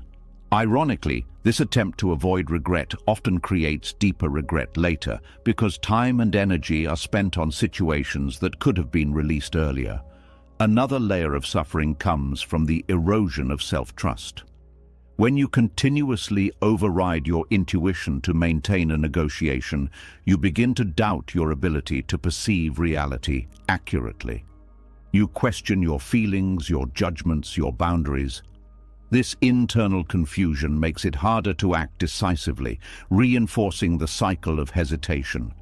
The body carries this uncertainty as tension that never fully resolves. Restlessness becomes a constant background sensation. Moments of calm are interrupted by sudden waves of doubt. Sleep may bring temporary relief, but waking returns you to the same unresolved internal dialogue. Letting go of negotiation requires acknowledging that clarity does not always feel comforting. It can feel harsh, empty, even disorienting. But within that discomfort lies the possibility of peace, because acceptance frees you from the exhausting task of rewriting reality in your mind. Acceptance is not passive resignation. It is active alignment with what is true. It allows you to redirect your energy toward what can still grow instead of what has already ended. It restores presence by removing the mental filter that distorts every experience through the lens of what you wish were different. There is a quiet strength in this shift. You stop needing answers to move forward. You stop needing certainty to take the next step. You trust that meaning will emerge through action rather than through endless analysis. Grief may still arise because acceptance does not erase emotion. It simply allows emotion to flow without being trapped in cycles of speculation. You feel what is there without adding layers of imagined alternatives. This honesty accelerates healing in ways that negotiation never could. Over time, the urge to bargain weakens. You notice situations more quickly where negotiation would only prolong pain. You learn to pause, breathe, and ask whether the outcome you seek is still grounded in reality or sustained only by attachment. This awareness transforms your relationship with uncertainty. Instead of trying to eliminate it, you learn to coexist with it. You recognize that life's unpredictability does not diminish your capacity for peace. It simply requires flexibility and trust. There is also liberation in realizing that you do not have to understand everything to move on. Some experiences remain ambiguous, not because they lack meaning, but because their meaning is still unfolding. Allowing that unfolding to happen without interference frees you from the burden of constant interpretation. Eventually, you discover that negotiating with reality was never about solving a problem. It was about avoiding the vulnerability of acceptance. Once you face that vulnerability, you find that it does not destroy you. It opens space for resilience that is grounded in truth rather than illusion. This resilience changes how you engage with future challenges. You become less reactive, more observant, more willing to adapt without losing yourself. You recognize when effort is productive and when it becomes resistance disguised as determination. Peace begins to feel accessible again, not because life becomes predictable, but because you are no longer exhausting yourself trying to predict it. You meet each moment as it arrives, responding instead of bargaining, and in that meeting you feel a quiet release. The internal noise fades. The urgency softens. The sense of being trapped dissolves into a recognition that you were never truly stuck, only caught in a loop of trying to negotiate with what had already been decided. This is where suffering loosens its hold, not through dramatic revelation, but through the simple act of stopping the argument with reality. In the silence that follows, you realize that acceptance was not the loss you feared. It was the doorway you had been standing in front of all along, waiting for permission to walk through. When the inner argument with reality finally goes quiet, another kind of pain begins to surface, one that was hidden beneath all the negotiating. It is not about what happened, but about what never did. You start to feel the weight of paths you believed you would walk, moments you thought were waiting ahead, versions of yourself that now exist only in memory and imagination.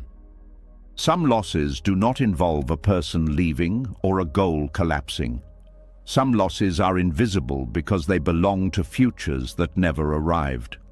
There is a particular sadness in realizing that you were not only holding onto a situation, but onto a story about how your life was supposed to unfold.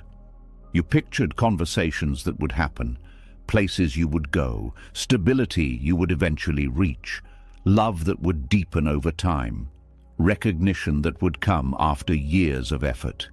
These visions quietly guided your decisions, shaped your patience, gave meaning to your sacrifices. Letting go of the situation also means letting go of the future you built around it. This is why the grief can feel disorienting. You are not just mourning what was real. You are mourning what felt real enough to organize your life around. The mind struggles to process this kind of loss because there is no physical evidence of it. No photographs, no clear timeline, no shared memories. Only a lingering sense that something important was taken away, even though it never fully existed. This grief often arrives later, after the shock has faded. At first, you focus on practical adjustments, changing routines, redefining goals, stabilizing emotions. But once the surface calm returns, the deeper realization emerges. You are no longer moving toward the future you once believed in. That future has quietly dissolved, leaving an open space that feels both freeing and frightening. The mind resists this emptiness because it prefers certainty, even painful certainty, over undefined possibility. You may find yourself revisiting old scenarios, not because you want to return to them, but because they provide a familiar structure. Without them, the future feels undefined, and undefined space can feel like loss rather than opportunity. There is also a sense of betrayal that sometimes accompanies this grief. You trusted that your efforts would lead somewhere meaningful. You believed that patience would be rewarded, that dedication would eventually align with fulfillment. When reality moves in a different direction, it can feel as though life itself changed the agreement without warning. This feeling can create anger that has no clear target. You are not angry at a person or a decision. You are angry at the gap between expectation and reality, at the realization that sincerity does not guarantee outcomes. Buddhist reflection often speaks of impermanence, the understanding that everything is in constant change. But knowing this intellectually is very different from experiencing it emotionally. When impermanence touches your imagined future, it feels personal, even though it is simply the nature of life unfolding. Grieving the life that never happened also involves grieving the version of yourself who was preparing for it. You may feel disconnected from the person you used to be, unsure of who you are without the goals that once defined you. This identity shift can be unsettling because it removes the narrative that provided continuity. At times, you may question your past choices, wondering whether different decisions could have preserved that imagined future. This questioning can become a loop of self-blame, even when circumstances were beyond your control. It is another way the mind tries to restore a sense of order to something that feels chaotic. There is also loneliness in this grief. Because the loss is intangible, it can be difficult to explain to others. People understand the end of relationships, the loss of jobs, the failure of visible plans, but they may not recognize the depth of mourning for possibilities that quietly disappeared. This can lead you to minimize your own feelings, telling yourself that you should not be upset about something that never existed. But the emotional investment was real, the hope was real, the time spent preparing was real. Dismissing that grief only prolongs it. Allowing yourself to feel it without justification becomes an act of compassion toward your own experience. You acknowledge that something meaningful has ended, even if it lived mostly in expectation. Over time, this grief begins to transform. It stops feeling like an open wound and starts feeling like a soft ache, a reminder of how deeply you are capable of caring. You recognize that the imagined future was not wasted energy. It revealed your values, your desires, your capacity for commitment. This recognition helps you rebuild a sense of direction, not by recreating the same future, but by understanding what truly mattered within it. You may realize that what you wanted was not the specific outcome, but the feelings you associated with it: connection, stability, purpose, belonging. These insights become the foundation for new possibilities. Instead of chasing the exact future you lost, you begin to create space for different paths that can offer similar fulfillment in ways you had not considered before. There is also relief hidden within this process. The imagined future carried expectations that you were constantly trying to meet. Letting it go removes the pressure to become a specific version of yourself. You are free to evolve without comparing your present to a script that no longer applies. This freedom can feel unfamiliar at first. Without a predetermined destination, you may feel uncertain about what to pursue. But within that uncertainty lies the opportunity to discover desires that are shaped by who you are now, not by who you thought you needed to be. Gradually, curiosity replaces nostalgia. You start noticing possibilities that were invisible when your focus was fixed on one outcome. Life begins to feel open again, not because the past has been erased, but because it no longer defines the boundaries of your future. There is also gratitude that emerges quietly. Gratitude not for the loss itself, but for the clarity it brought. You see more clearly what you value, what you need, what kind of life feels authentic rather than imposed by expectation. This clarity strengthens your ability to make choices that align with your present self. You become less willing to invest in futures that depend on forcing circumstances or suppressing your intuition. You recognize early signs of misalignment and adjust before attachment grows too strong. Eventually, you realize that grieving the life that never happened is part of learning to live without illusions. It teaches you to appreciate what is real instead of clinging to what might have been. It deepens your presence because you no longer measure the present against an imagined standard. Peace returns not as excitement, but as steadiness. A sense that you can move forward without needing guarantees. That meaning can be created through engagement with what is available, not only through pursuit of what is ideal. And in that steadiness, you understand that letting go of imagined futures is not the end of hope. It is the beginning of a more grounded form of hope, one that does not depend on specific outcomes, but on your ability to adapt, to grow, to find beauty in paths you never planned to walk. The grief softens into acceptance, and acceptance opens into quiet resilience. You are still here, life is still unfolding, and the space where that imagined future once lived becomes fertile ground for something new, something not forced, not negotiated, not bound to expectation, but allowed to emerge naturally, in its own time, in its own way. After grieving the life that never happened, something subtle begins to change inside you. The tight grip you once held on expectations starts to loosen, not because you forced it to, but because there is nothing left to hold. In that emptiness, a strange sensation appears. It does not feel like victory, and it does not feel like defeat. It feels like quiet. At first, that quiet can be unsettling. When chaos has been your normal state for so long, peace does not feel natural. It feels unfamiliar, almost suspicious, as if something must be wrong simply because nothing is demanding your attention or draining your energy. You wait for the next disruption, the next emotional storm, the next situation that will pull you back into the intensity you once called life. This is the quiet relief that comes only after surrender. Surrender is often misunderstood as weakness, as giving up, as losing. But in truth, surrender is the moment you stop fighting battles that no longer require your participation. It is the decision to let reality be what it is without trying to reshape it through effort, worry, or control. When you finally stop resisting, your nervous system begins to settle in ways you may not recognize at first. The constant alertness that once felt necessary fades. The tension in your body softens.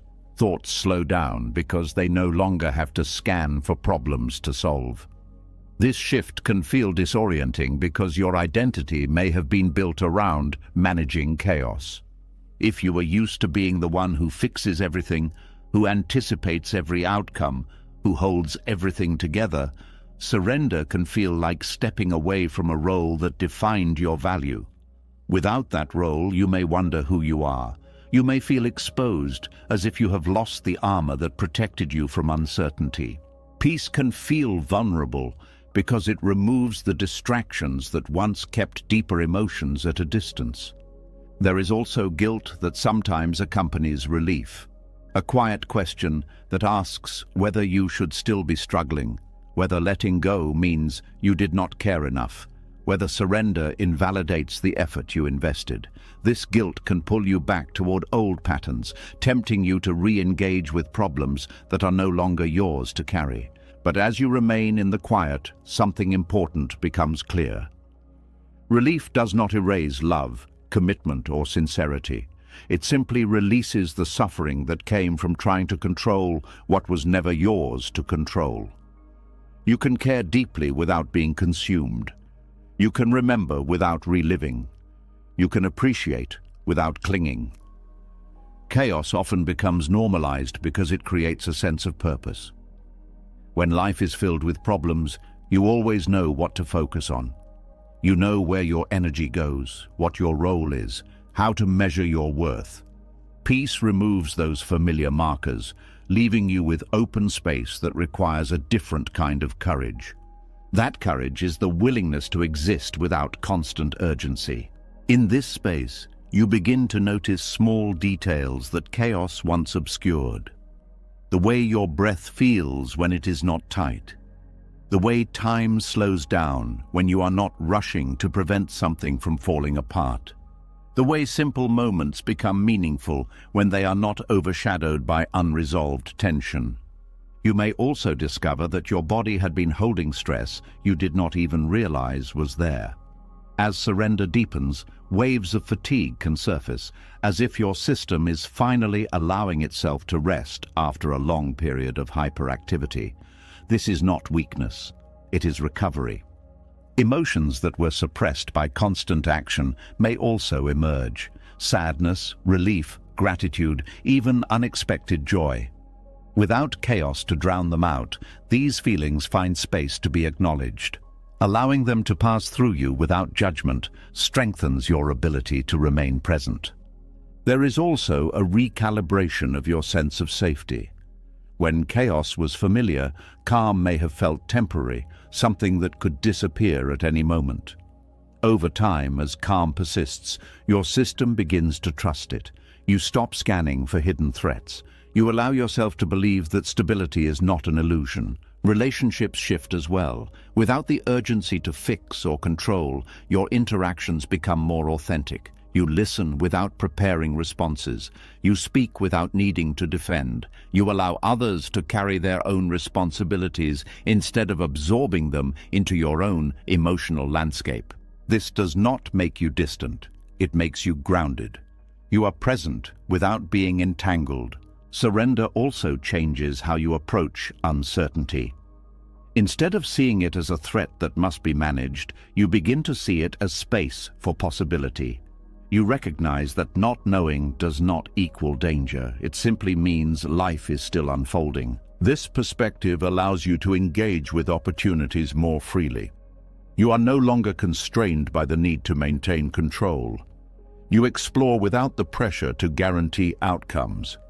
You trust that your capacity to adapt is more reliable than your ability to predict. Over time, peace stops feeling unfamiliar. It becomes your baseline instead of chaos. You notice when tension begins to creep back in, and instead of fighting it, you return to surrender. You release the urge to fix everything immediately. You allow situations to evolve without constant interference.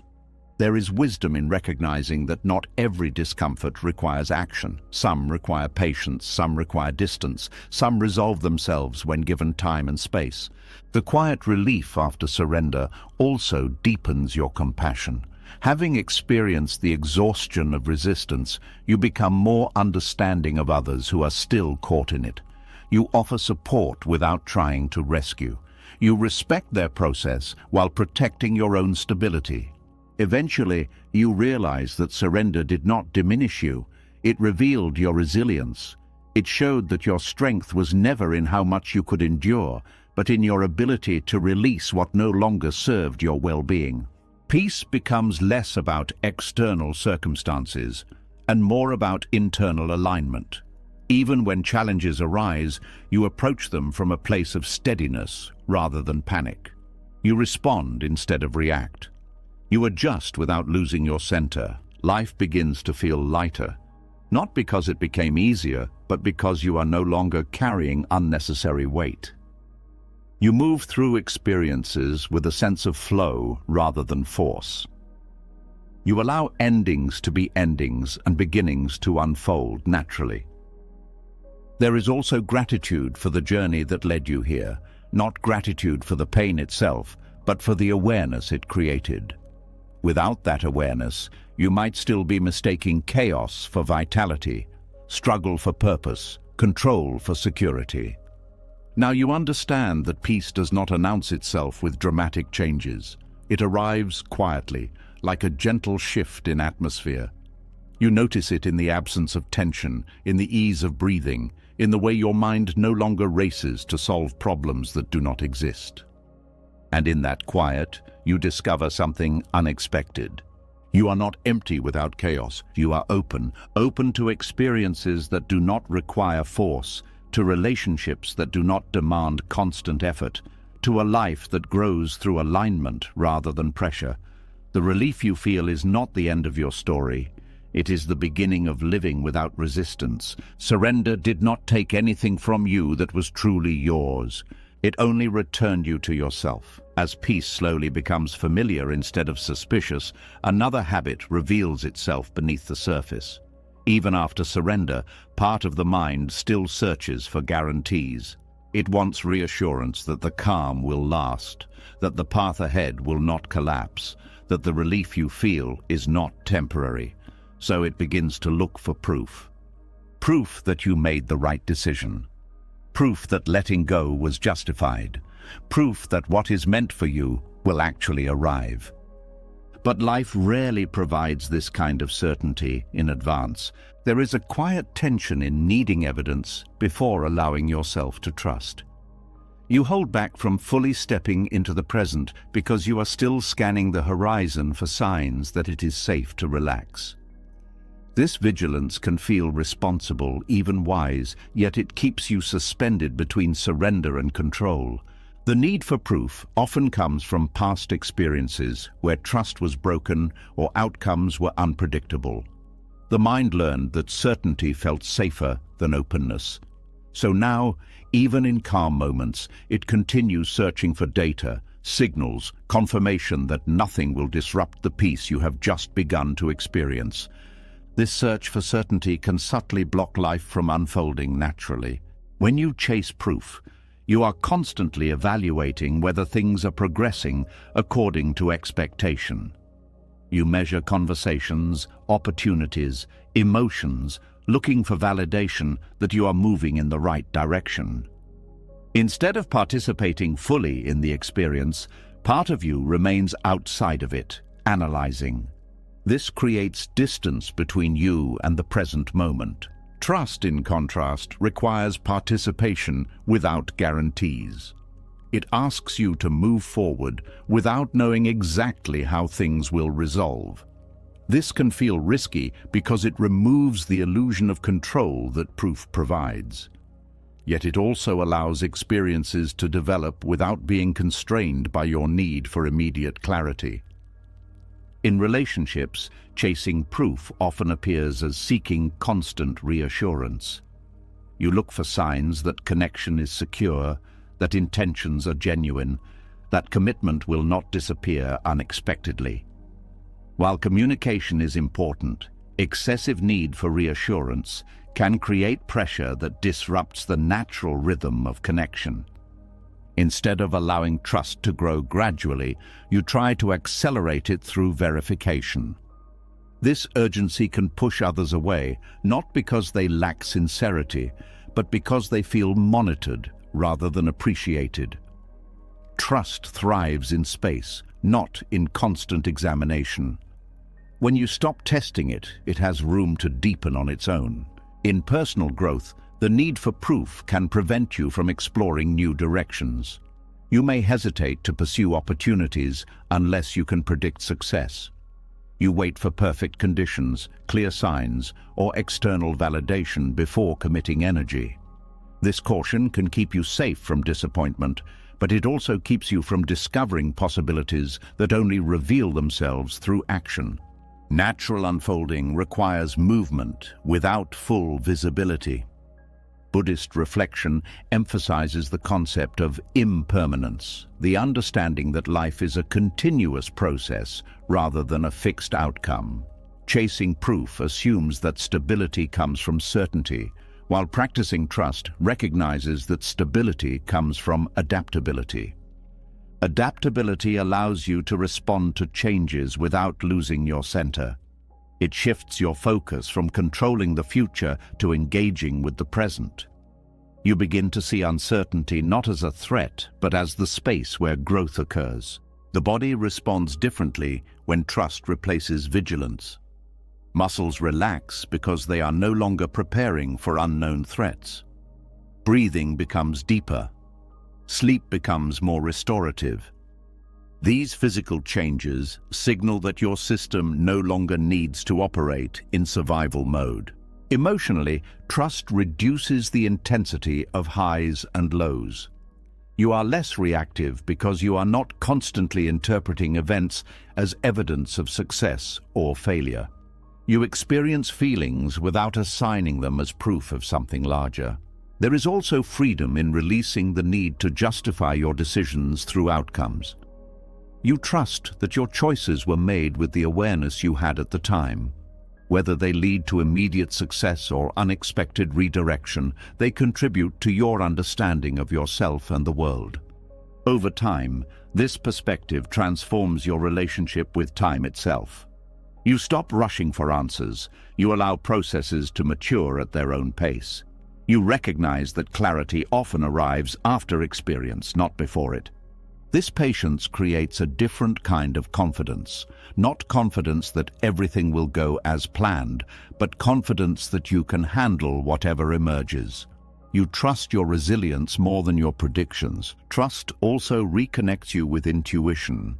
When you are not preoccupied with external proof, you can hear the quieter signals within you, a sense of alignment or discomfort that does not require logical explanation. Acting on these signals strengthens your sense of authenticity. There is also humility in accepting that you do not need to know everything in advance. You allow life to surprise you, to teach you through experience rather than through certainty. This openness brings a sense of wonder that certainty often eliminates. As trust deepens, you become less attached to specific outcomes. You focus on the quality of your actions rather than the results they produce. Effort becomes an expression of who you are, not a strategy to secure guarantees. This shift reduces anxiety because you are no longer measuring your worth by how predictable your life is. You recognize that unpredictability is not failure. It is evidence that you are engaged with a living process rather than a scripted plan. Relationships become more genuine because you are not evaluating them as evidence of safety. You engage with others as they are, not as symbols of reassurance. This authenticity invites deeper connection because it removes the pressure to perform stability. Even challenges feel different when trust replaces the need for proof. Instead of seeing them as signs that something is wrong, you see them as part of the unfolding process. You respond with curiosity instead of panic, with adaptability instead of resistance. There is also relief in not having to control every variable. You conserve energy that was once spent on constant monitoring. This energy becomes available for creativity, presence, and appreciation of simple moments that were previously overshadowed by worry. Eventually, trust becomes less of a practice and more of a state of being. You move through life with a quiet confidence that does not depend on certainty. You make decisions based on alignment rather than fear. You allow experiences to shape you instead of trying to shape them prematurely. Peace deepens because it is no longer fragile. It does not depend on proof that everything will remain stable. It comes from knowing that stability exists within you, not in external conditions. In this state, life feels less like a problem to solve and more like a path to walk. You step forward without needing to see the entire journey. You trust that each step will reveal the next. And in that movement, you realize that certainty was never the source of peace. Trust was. Not blind trust, not naive optimism, but grounded trust in your ability to navigate whatever unfolds. Trust that what is meant to stay will stay without force. Trust that what leaves creates space for something more aligned. When you stop chasing proof, you stop delaying your life. You begin living it. Not as a series of verified outcomes, but as an unfolding experience that does not need to be controlled to be meaningful. And in that unfolding, you find a freedom that certainty could never provide. A quiet assurance that you are supported by something deeper than prediction. The future no longer needs to be proven before you allow yourself to meet it. You meet it with trust. As trust begins to replace the need for constant proof, awareness becomes sharper in a different way. You stop scanning the outside world for signs and start noticing the signals that were always present within you. Not dramatic warnings, not loud alarms, but quiet physical responses that speak long before the mind forms clear thoughts. A heaviness in the chest that appears without explanation. A fatigue that sleep does not fix. A subtle unease that follows you even when nothing seems wrong on the surface. For a long time, you may have ignored these signals or labeled them as weakness, stress, or overthinking. You may have pushed through them because persistence was praised and discomfort was seen as something to conquer. But as you become more aligned with yourself, a new understanding emerges. Your body was never trying to stop you, it was trying to guide you. There is a deep intelligence in the body that does not rely on logic or language. It responds to environments, people, and situations through sensation. When something is not meant for you, the body often knows before the mind is willing to accept it. It tightens, withdraws, resists. Not out of fear, but out of protection. Tension is one of the clearest signals. When you are aligned with what you are doing, effort may be required, but it feels clean. Muscles engage and release naturally. Breathing remains steady. But when you are forcing yourself into something that conflicts with your deeper needs, tension becomes chronic. Shoulders stay raised, jaw clenches, stomach tightens. You carry your body as if preparing for impact, even in safe environments. This tension drains energy because the nervous system remains in a state of alertness. Over time, you may not even notice it because it becomes your baseline. Only when you experience true relaxation do you realize how much strain you were carrying. Exhaustion is another signal that often gets misinterpreted. It is not just physical tiredness from activity. It is a depletion that persists even after rest. You wake up already drained, as if your energy was spent during the night. Tasks that once felt manageable begin to feel overwhelming, not because they changed, but because your system is operating under constant strain. This kind of exhaustion is not laziness. It is the body's way of saying that something in your life is misaligned. Continuing to push through it without reflection only deepens the depletion. Unease can be even more subtle, a background discomfort that has no obvious cause. You may feel restless in situations that appear stable, or uneasy around people who seem kind on the surface. The mind often dismisses this feeling because it lacks concrete evidence, but the body is responding to nuances that logic cannot easily capture. Learning to trust these sensations requires patience because they do not come with explanations. They simply arise, asking to be noticed rather than analyzed. There is also a cultural conditioning that teaches people to override bodily signals. Productivity is prioritized over well-being. Endurance is celebrated more than sensitivity. This conditioning encourages you to treat discomfort as an obstacle to overcome rather than as information to consider. Over time, ignoring these signals weakens your connection to yourself. You become dependent on external feedback to determine whether something is right or wrong, even though your body has been offering guidance all along.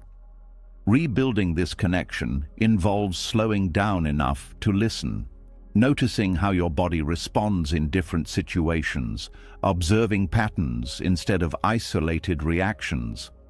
Recognizing that discomfort is not always something to eliminate, but something to understand. There is also a distinction between discomfort that comes from growth and discomfort that comes from misalignment. Growth-related discomfort often carries a sense of expansion beneath the challenge. It may be intense, but it feels meaningful.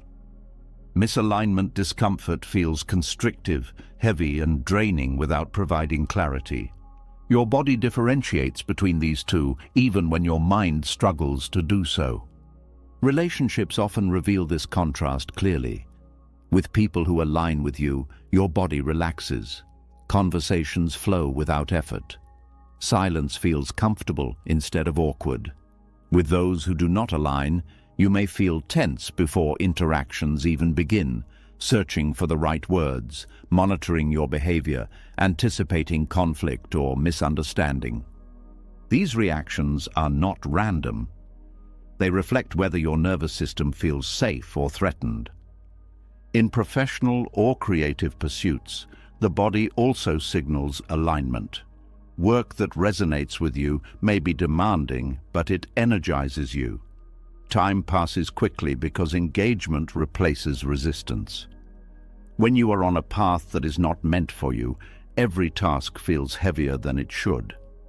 Procrastination becomes frequent, not because you lack discipline, but because your system resists investing energy in something that does not nourish it. Listening to these signals does not mean avoiding all difficulty. It means distinguishing between effort that leads to growth and effort that leads to depletion. There is also wisdom in recognizing that the body stores experiences. Past stress, unresolved emotions, and prolonged tension leave imprints that influence how you respond to new situations. When you encounter something similar to a previous experience that caused harm, your body reacts even if your mind believes everything is fine.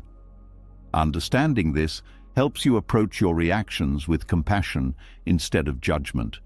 You are not overreacting. You are responding to accumulated information stored beyond conscious awareness. Healing involves creating conditions where your body can release what it has been holding. This may include rest, movement, quiet time, supportive environments, or simply permission to feel without needing to fix anything. As release occurs, clarity improves because the noise of suppressed tension diminishes. Trusting bodily signals also strengthens intuition. You begin to notice subtle shifts that guide decisions before they become urgent. You choose environments that support your well-being. You step back from situations that drain you. You move toward experiences that bring calm rather than agitation. There is freedom in no longer needing external validation for these choices. You do not have to justify why something feels wrong or right. You respect your internal guidance even when it cannot be explained logically. Over time, your body becomes less reactive because it trusts that you will listen. Signals become clearer, less intense, because they no longer need to escalate to get your attention. This creates a feedback loop of trust between your mind and body. Peace deepens as a result. You are no longer fighting yourself. Decisions feel grounded instead of forced. You navigate life with a sense of alignment that reduces unnecessary struggle. There is also a newfound respect for your limits. You recognize that capacity fluctuates and that honoring those fluctuations prevents burnout. You pace yourself not out of fear, but out of understanding that sustainability is more valuable than constant intensity. This perspective changes how you define strength. Strength is no longer measured by how much discomfort you can tolerate, but by how accurately you can respond to what your body is communicating. You become less likely to stay in situations that require you to suppress your instincts. You prioritize environments that allow you to feel at ease. You seek relationships where you do not have to defend your boundaries constantly. Life becomes quieter in a nourishing way. Not empty, not dull, but balanced. You experience engagement without overload, connection without depletion, purpose without pressure. And in that balance, you realize that your body was never an obstacle to overcome. It was a compass, pointing you toward what supports your growth and away from what diminishes it, offering guidance that does not depend on external approval, helping you navigate complexity through sensation rather than constant analysis. When you honor that guidance, you move through life with greater ease. You trust your responses. You adapt without losing yourself. You allow paths to open and close without forcing them. This is where wisdom becomes embodied rather than theoretical, not something you think about, but something you feel and live through daily choices. Your body becomes an ally instead of a burden. And as you listen more closely, you discover that alignment does not shout, it whispers. Through tension that asks for release, through exhaustion that asks for rest, through unease that asks for attention. Signals that were never meant to limit you, only to lead you back to what is truly yours. As you begin to trust the quiet intelligence of your body, another pattern becomes impossible to ignore.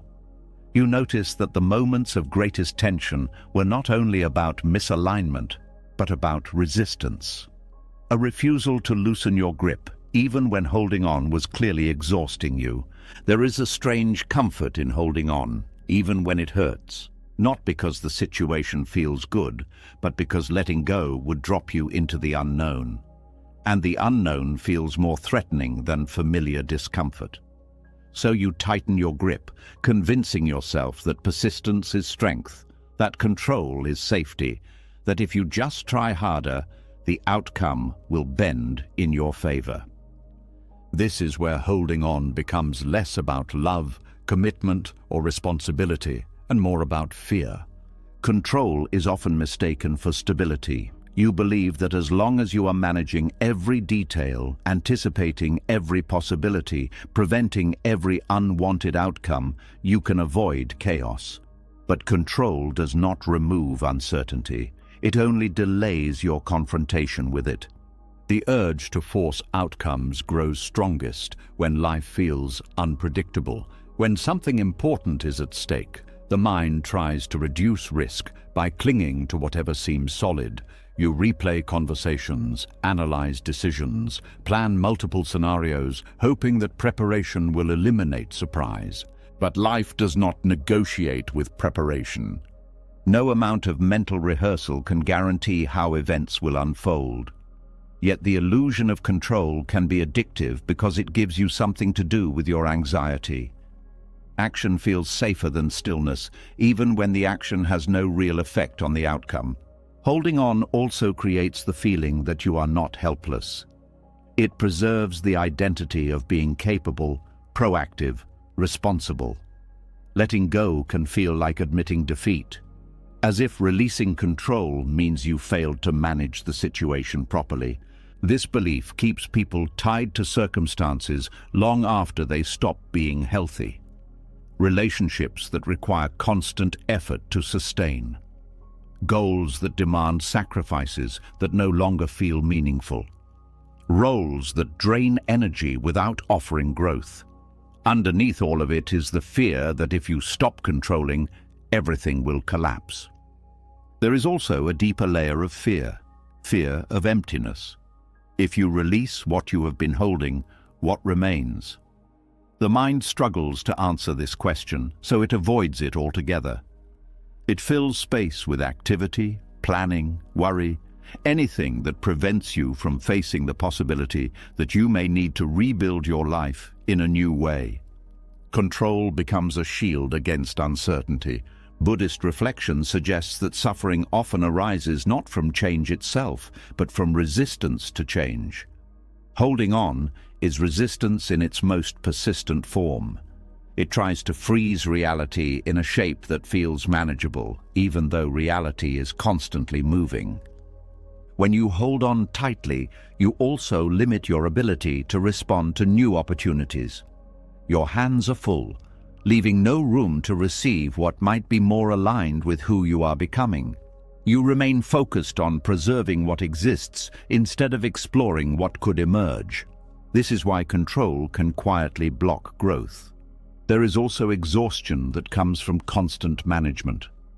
Monitoring every detail, anticipating every risk, maintaining the appearance of stability requires energy that could be used for creativity, connection, and presence. Over time, life starts to feel like a project instead of an experience. The body reflects this strain through chronic tension, difficulty relaxing, and a persistent sense of urgency, even in calm situations. You may feel restless when there is nothing to fix, because stillness removes the distraction that control provides. Learning to release control does not mean becoming passive. It means recognizing what is actually within your influence and what is not.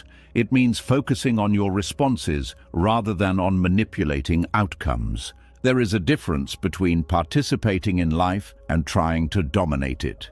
Participation involves engagement without attachment to results. You act with intention, but you remain open to whatever unfolds. Control seeks to guarantee results, closing off possibilities that do not match your expectations. Letting go of control requires trust, not in specific outcomes, but in your ability to adapt. It acknowledges that uncertainty is unavoidable, but also survivable. You begin to see uncertainty not as a void, but as a field of potential. There is also humility in accepting that you do not have to orchestrate everything. Life has its own momentum, its own intelligence. When you stop interfering excessively, you notice patterns and opportunities that were invisible while you were focused on managing. Relationships benefit from this shift as well.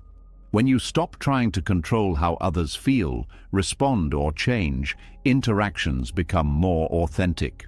You allow people to show you who they are instead of who you hope they will become. This clarity may lead to deeper connection or necessary distance, but it always leads to truth. In personal goals, releasing control allows creativity to replace rigidity. You explore paths without demanding that they lead to a predetermined destination. You experiment, adjust, and learn, trusting that meaningful direction will emerge through experience rather than through strict planning. There is also relief in not having to carry responsibility for everything. You realize that some outcomes are influenced by factors beyond your awareness or power. Accepting this reduces the pressure to perform perfectly, opening space for self-compassion. As control loosens, you may feel vulnerable at first. Without the constant effort to manage, you face uncertainty directly. But within that vulnerability is resilience. You discover that you can navigate unpredictability without collapsing. This discovery builds a deeper form of confidence, confidence in your capacity to respond rather than in your ability to prevent. You become flexible instead of rigid, attentive instead of anxious. Over time, you notice that life feels lighter. Decisions become simpler because they are guided by alignment rather than fear. You stop trying to force situations into shapes that no longer fit. You allow endings to happen without turning them into personal failures. There is also a growing appreciation for the present moment. Without the distraction of constant planning and worry, you experience life as it is happening. Ordinary moments gain richness because your attention is no longer divided. Peace becomes sustainable because it does not depend on maintaining control. It arises from acceptance of uncertainty as part of existence. You trust that stability comes from within, not from perfect circumstances. Eventually, holding on loses its appeal. You see it for what it was, an attempt to protect yourself from fear. And you recognize that protection built on resistance only prolongs discomfort. Letting go becomes an act of courage, not because it guarantees a better outcome, but because it allows life to move freely again. You stop blocking the flow with expectations and demands. You step aside and let experiences unfold. In that openness, you discover possibilities that control would never have allowed, paths that feel natural instead of forced, connections that develop without pressure, opportunities that arrive unexpectedly because you created space for them. You realize that uncertainty was never the enemy. It was the doorway, a doorway to a life that does not require constant defense, a life that grows through trust rather than force. And as you walk through it, you feel something you may not have felt in a long time. Freedom. Not the freedom of having everything figured out, but the freedom of not needing to. The freedom of allowing life to be dynamic, unpredictable, alive. The freedom of knowing that you can meet whatever comes without tightening your grip again. Holding on was never the source of safety. It was the barrier to peace. When the grip of control finally loosens, something unexpected happens. You begin to see that many of the outcomes you fought hardest to secure were not the ones that would have brought you peace. What once felt like loss starts to reveal itself as redirection.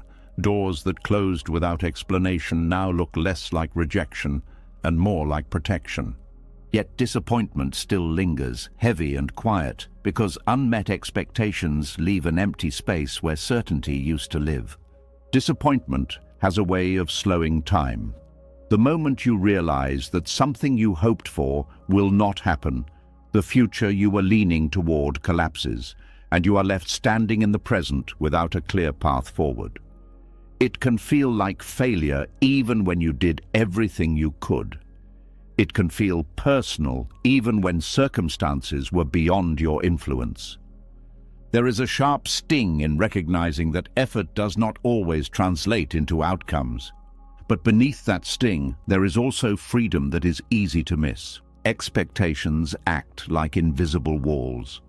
They define what success looks like, what happiness should feel like, what direction life must take to be considered meaningful.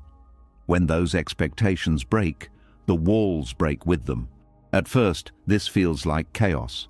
Without the structure of expectation, you may feel lost, unsure of what to pursue or who you are becoming. Yet that same loss of structure creates space for possibilities that did not fit inside the original plan. Space for experiences that were previously dismissed because they did not align with what you thought you wanted.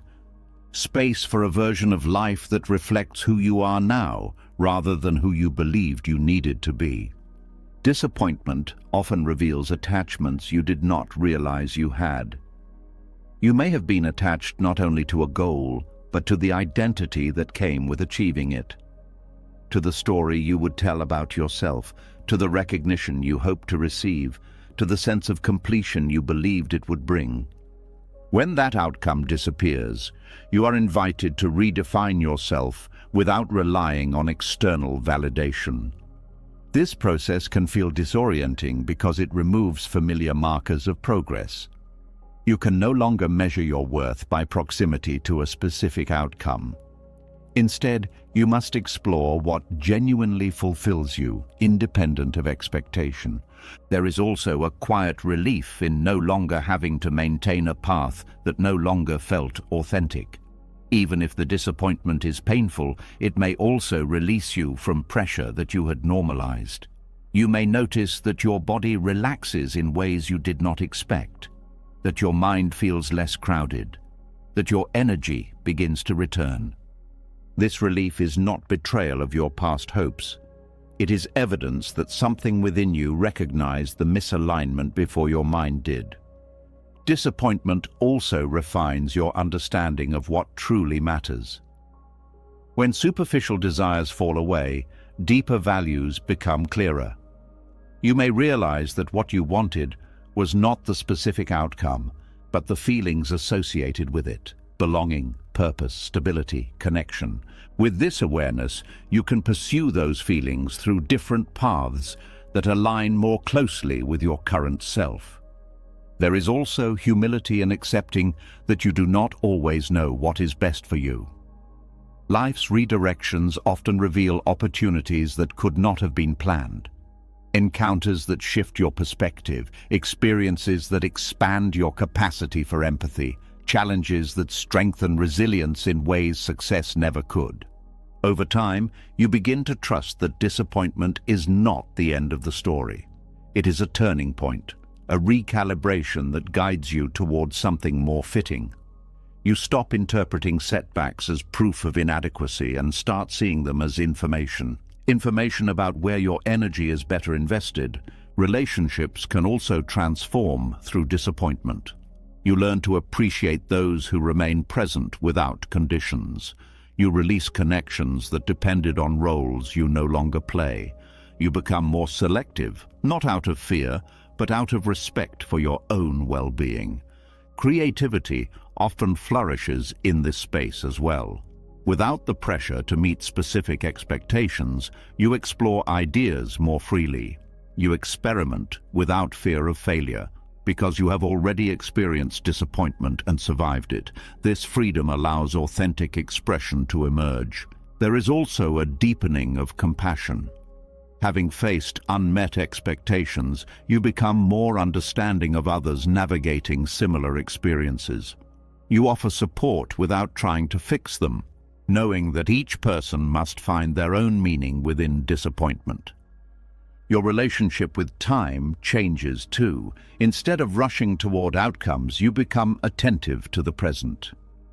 You notice small shifts, subtle opportunities, quiet joys that were previously overshadowed by the urgency to achieve.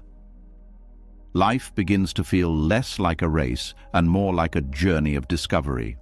Eventually, you recognize that disappointment did not strip you of possibility. It stripped you of illusion. It removed the narrative that limited your vision and replaced it with openness. This openness allows you to build a future that is not constrained by past expectations. You create goals that reflect growth rather than obligation. You pursue experiences that resonate rather than impress.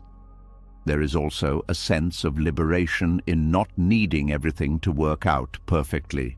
You accept that unpredictability is part of living fully. You become resilient not because you avoid disappointment, but because you know it does not define you. Peace returns in a quieter form, not as excitement about a specific outcome, but as confidence in your ability to navigate whatever arises. You trust that meaning will continue to emerge even when plans change. And in that trust, disappointment transforms from an obstacle into a guide. It points you away from what does not fit and toward what does, even if the direction is unclear at first. It invites you to release attachments that limit your growth. It encourages you to explore without needing guarantees. You realize that some of the most meaningful parts of your life began as unexpected detours. Paths you would never have chosen deliberately, but now cannot imagine living without. Disappointment becomes less frightening because you see its hidden generosity. It makes room for authenticity. It challenges you to define success on your own terms. It teaches you that fulfillment is not found in achieving every desire, but in aligning with what genuinely supports your well-being. Freedom emerges not from having everything you wanted, but from discovering that you do not need everything you once believed you did.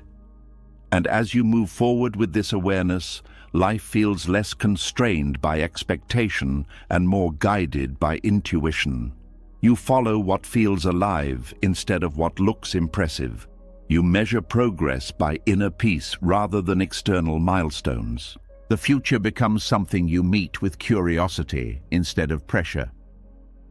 Disappointment did not close your path. It opened a different one, a path that was hidden behind the illusion of certainty, waiting for you to release what no longer served you so you could finally step into what does. As disappointment softens into clarity, another realization quietly rises to the surface. You begin to notice that some things did not fall apart because you failed to hold them together. They faded because they no longer belonged to the person you were becoming. What once felt necessary for your happiness now feels distant, almost unfamiliar, as if it belonged to a different lifetime. This recognition can be both freeing and unsettling. There is a quiet ache in admitting that something you once depended on no longer fits. Not because it was wrong, not because it lacked value, but because you have changed in ways you did not anticipate. Growth rarely announces itself with certainty. It often appears as a subtle discomfort with what used to feel normal. Outgrowing something can feel like betrayal. You may question whether you are abandoning your past self, whether you are being ungrateful for what once supported you. The mind searches for explanations, trying to make sense of the shift, but evolution does not always provide clear reasons. Sometimes it simply happens. Relationships are often the first place this change becomes visible. People who once understood you effortlessly may now feel out of sync. Conversations that used to energize you may now leave you drained. Shared goals that once bonded you may no longer hold the same meaning. This does not mean the connection was false. It means it fulfilled its purpose during a particular phase of your life. Letting go of these connections can be painful because they carry memories of who you used to be. Releasing them feels like releasing a part of your identity, yet holding on out of obligation prevents both you and the other person from growing in directions that reflect your current truths. There is also grief in recognizing that some bonds cannot evolve alongside you. You may wish for mutual growth, for alignment to return, for familiarity to feel comfortable again, but growth is not always synchronized.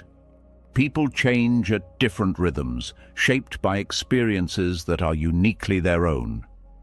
Accepting this requires compassion, both for yourself and for others. Dreams can also be outgrown.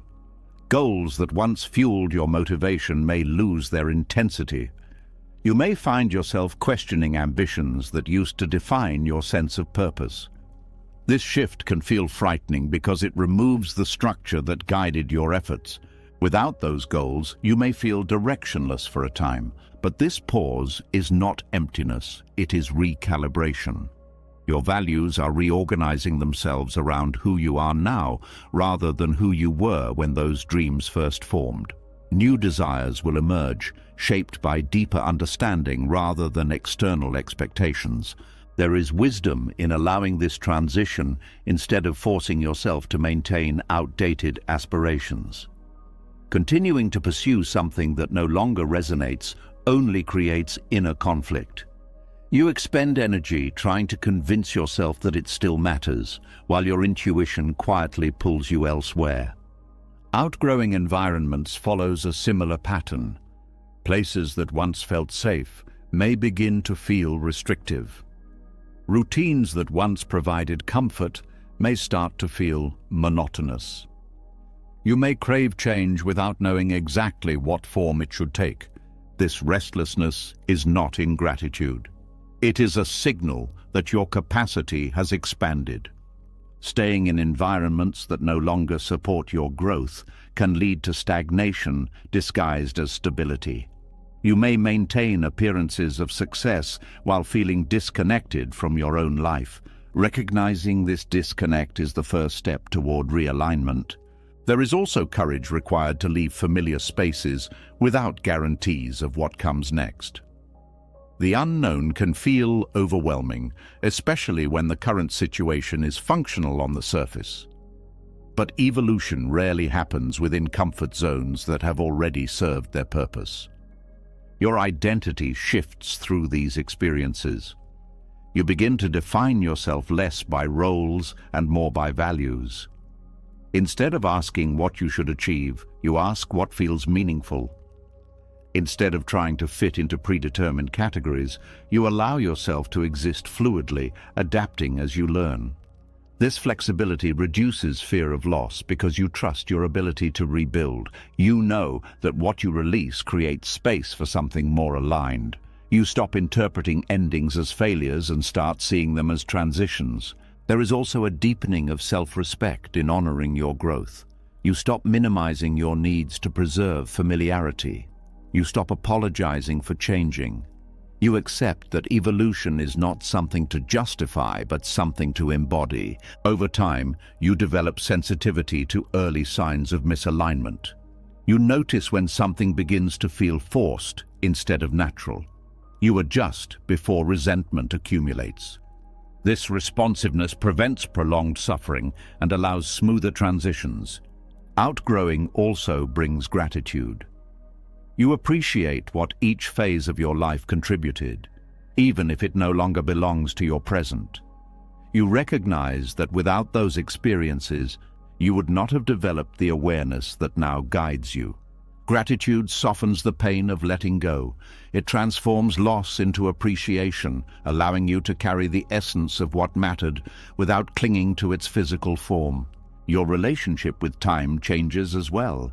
You stop measuring progress by permanence. Instead of expecting things to last indefinitely, you value their impact while they are present.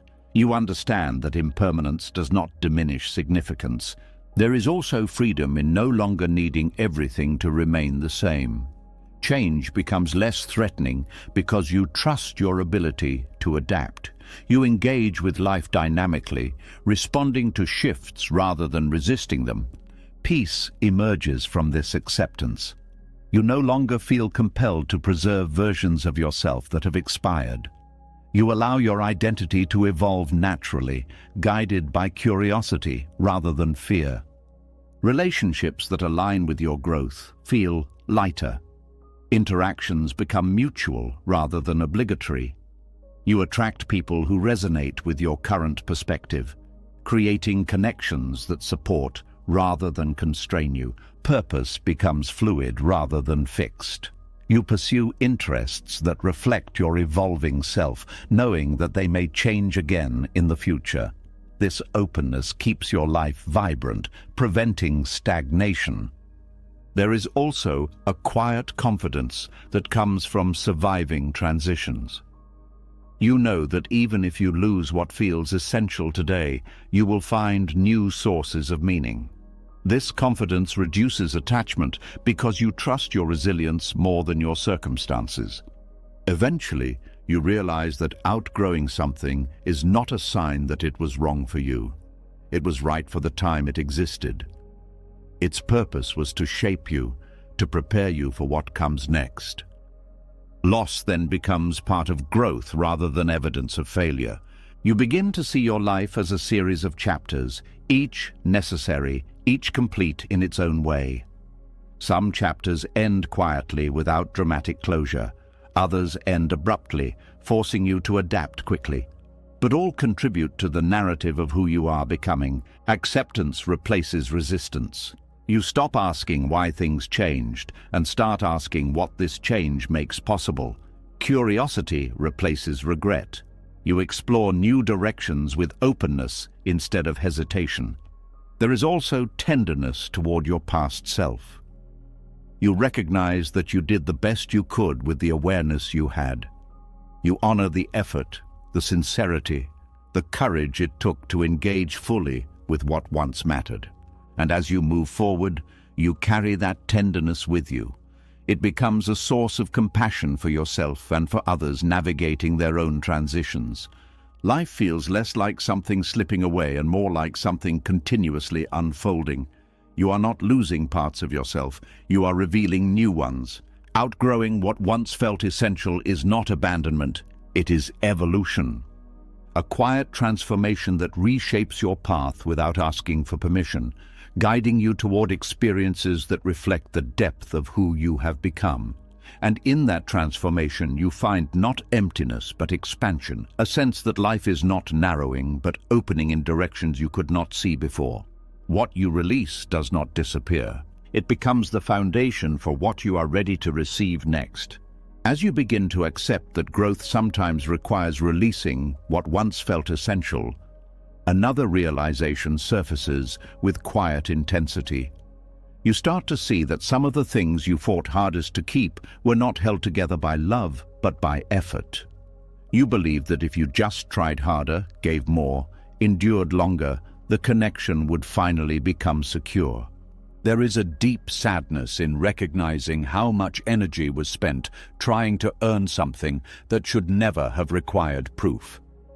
Many people learn early in life that love must be maintained through performance. Approval becomes conditional, affection becomes tied to behavior, attention becomes something to win rather than something freely given. Over time, this creates a pattern where struggle feels like evidence of commitment. If it is difficult, it must be meaningful. If it hurts, it must be real. This belief follows you into adulthood without announcing itself. You find yourself working tirelessly to keep relationships alive, measuring your worth by how much you can tolerate. You apologize for things you did not do, compromise beyond your limits, ignore discomfort to avoid conflict. Each sacrifice feels like an investment in the bond, proof that you care enough to endure. But connection built on endurance slowly loses its authenticity. When love becomes something to earn, you stop showing up as your true self. You become the version of yourself that you think will be accepted. This creates distance even while you are physically present. The relationship continues, but the real you fades into the background, replaced by a carefully managed persona. Forcing connection often begins with fear of loss. You worry that if you stop trying, the bond will disappear. So you push harder, initiate conversations, smooth over disagreements, take responsibility for emotional balance even when it is not yours to carry. This constant effort can feel like dedication, but it also creates imbalance. One person becomes responsible for maintaining the entire connection, while the other grows accustomed to receiving without reciprocating. Over time, resentment may surface, but it often gets suppressed because acknowledging it would threaten the relationship. You tell yourself that love requires sacrifice, that patience will eventually be rewarded, that understanding will bridge the gap. Yet the more you force closeness, the more fragile it becomes. True connection thrives on mutual presence, not on pressure. When one person is constantly trying to secure the bond, the dynamic shifts from partnership to pursuit. The relationship becomes something to chase rather than something to share. This pursuit creates anxiety because it never feels complete. You are always evaluating whether you have done enough, said the right thing, anticipated needs correctly. Instead of enjoying the connection, you are managing it. Buddhist reflection suggests that attachment can distort love into grasping. Instead of appreciating the other person as they are, you cling to the idea of what the relationship should be. This grasping generates tension that both people feel, even if they cannot articulate it. There is also a loss of spontaneity. Interactions become calculated, driven by the goal of preserving the bond rather than by genuine expression. You hesitate to speak honestly for fear of creating distance. You prioritize harmony over authenticity, believing that conflict will destroy what you have. But suppressed truth eventually surfaces in indirect ways, through emotional withdrawal, passive frustration, or exhaustion that cannot be explained. Forcing connection also erodes self-trust. You begin to doubt your perceptions, convincing yourself that discomfort is normal, that your needs are excessive, that asking for reciprocity is unreasonable. This internal conflict weakens your sense of identity, making it harder to recognize when the relationship is no longer healthy. There is also a paradox in trying to earn love through struggle. The more you give without receiving, the less valued your efforts may become. What once required appreciation becomes expected. Your sacrifices fade into the background, leaving you feeling invisible despite your constant presence. Letting go of this pattern requires redefining what love means. Love is not proven by how much pain you can endure. It is reflected in how safe you feel being yourself. It grows through mutual care, not through one-sided persistence. Releasing the need to earn love can feel terrifying because it removes the strategies you relied on for security. Without those strategies, you face the possibility that some connections may not survive. But those that do survive become stronger because they are based on authenticity rather than obligation. There is also liberation in allowing relationships to evolve naturally.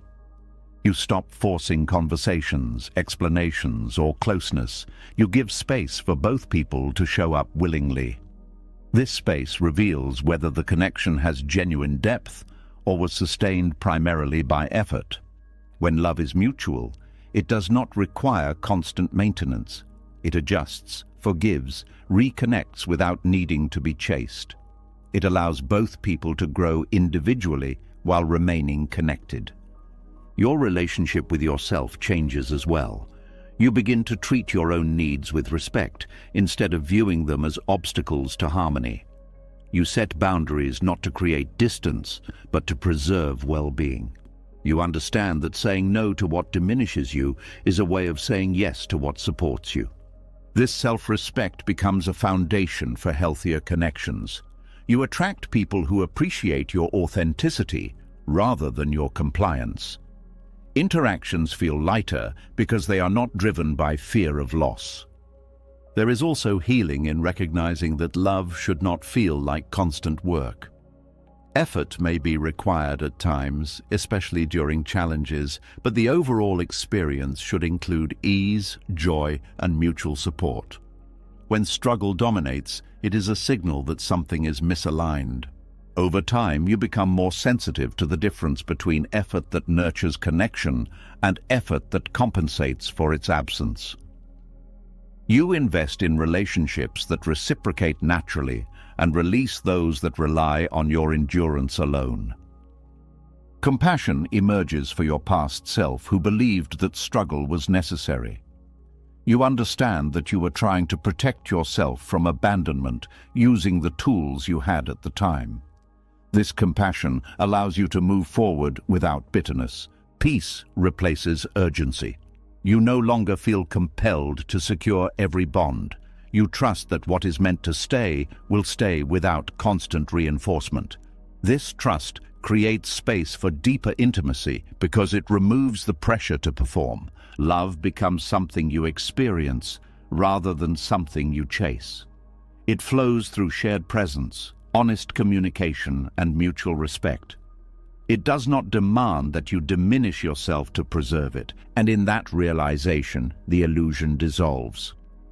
You see clearly that forcing connection does not strengthen love, it weakens it, because love cannot grow where authenticity is suppressed and effort replaces sincerity. It requires openness, vulnerability, and freedom to exist without manipulation. As you step away from the need to earn love through struggle, you discover a quieter form of connection, one that feels natural instead of exhausting, secure instead of fragile, supportive instead of demanding. You realize that the most meaningful bonds are not built through endurance, they are built through presence. And presence cannot be forced. It can only be offered and received freely, without conditions, without fear, without the belief that you must prove your worth to deserve it. When you stop forcing connection and release the need to earn love through struggle, a quiet emptiness often follows. The effort that once filled your days disappears, and with it goes the sense of urgency that made you feel occupied. What remains is a space that feels unfamiliar, almost weightless, as if something essential is missing, even though you chose to let it go. There is a strange discomfort in having nothing to fix, nothing to chase, nothing demanding your attention. This is the space where many people rush to fill the silence. They reach for distractions, new goals, new relationships, new commitments, anything that prevents them from feeling the absence of what used to be there. Replacement feels safer than stillness because it restores movement and purpose quickly. But sometimes growth asks you to sit in the pause. Letting go without replacing is one of the most challenging experiences because it removes all the structures that once defined your direction. You are no longer attached to what you released, yet you have not discovered what will take its place. The future feels open but undefined, and the mind struggles with that uncertainty. In this in-between space, identity can feel fragile. You may wonder who you are without the roles, routines, or connections that shaped your daily life. Without those reference points, you are invited to encounter yourself directly, without filters or distractions. This encounter can be unsettling because it exposes emotions that were hidden by constant activity. Sadness may surface, not as sharp pain, but as a quiet heaviness. Restlessness may appear, urging you to move even when there is nowhere specific to go. Doubt may whisper that you made a mistake, that you should return to what was familiar simply to escape the uncertainty. Yet within this discomfort lies transformation. The absence of immediate replacement allows deeper healing to occur. When you do not rush to fill the void, you give yourself time to process what has ended. You allow memories to settle into understanding rather than being pushed aside by new distractions. You create space for insight to emerge naturally. There is also a recalibration of your nervous system. After long periods of intensity, the body needs time to adjust to calm. The silence may feel loud at first because you are not used to operating without pressure. Over time, this calm becomes grounding rather than unsettling. In this space, you begin to notice subtle changes in perception. Without constant stimulation, your awareness expands. You observe thoughts without immediately reacting to them. You experience emotions without needing to resolve them instantly. You learn that presence does not require action. This learning builds patience, a quality that cannot develop in environments of constant urgency. Patience allows you to trust that clarity will arrive in its own time. It shifts your relationship with uncertainty from fear to curiosity. There is also freedom in not needing to define your next step immediately. You allow possibilities to remain open instead of narrowing them prematurely. This openness increases the likelihood that what emerges will align with your authentic needs rather than with external expectations. Relationships can feel different during this period as well. You may withdraw from social obligations that no longer feel genuine, not out of avoidance, but out of a desire for authenticity. This withdrawal creates space for connections that resonate more deeply when they eventually appear. Creativity often awakens in the absence of pressure. Without a specific goal to achieve, you explore ideas for their own sake. You engage in activities that bring quiet satisfaction rather than external validation. This exploration reconnects you with intrinsic motivation, the desire to create and experience without needing approval. There is also an opportunity to redefine your relationship with time. Instead of viewing it as something to fill productively, you experience it as something to inhabit fully. Moments stretch, details become more vivid, and life feels less rushed. This shift can reveal aspects of yourself that were overshadowed by busyness, interests you had forgotten, values that were buried under obligations, sensitivities that were numbed by constant activity. You begin to rediscover who you are when you are not performing for anyone else. There is vulnerability in this rediscovery because it removes the protective layer of distraction. You face your fears directly: fear of loneliness, fear of insignificance, fear of uncertainty. But facing them reduces their power, transforming them from overwhelming threats into manageable emotions. Self-compassion becomes essential during this time. You learn to treat yourself with kindness instead of judgment, recognizing that transition is inherently disorienting.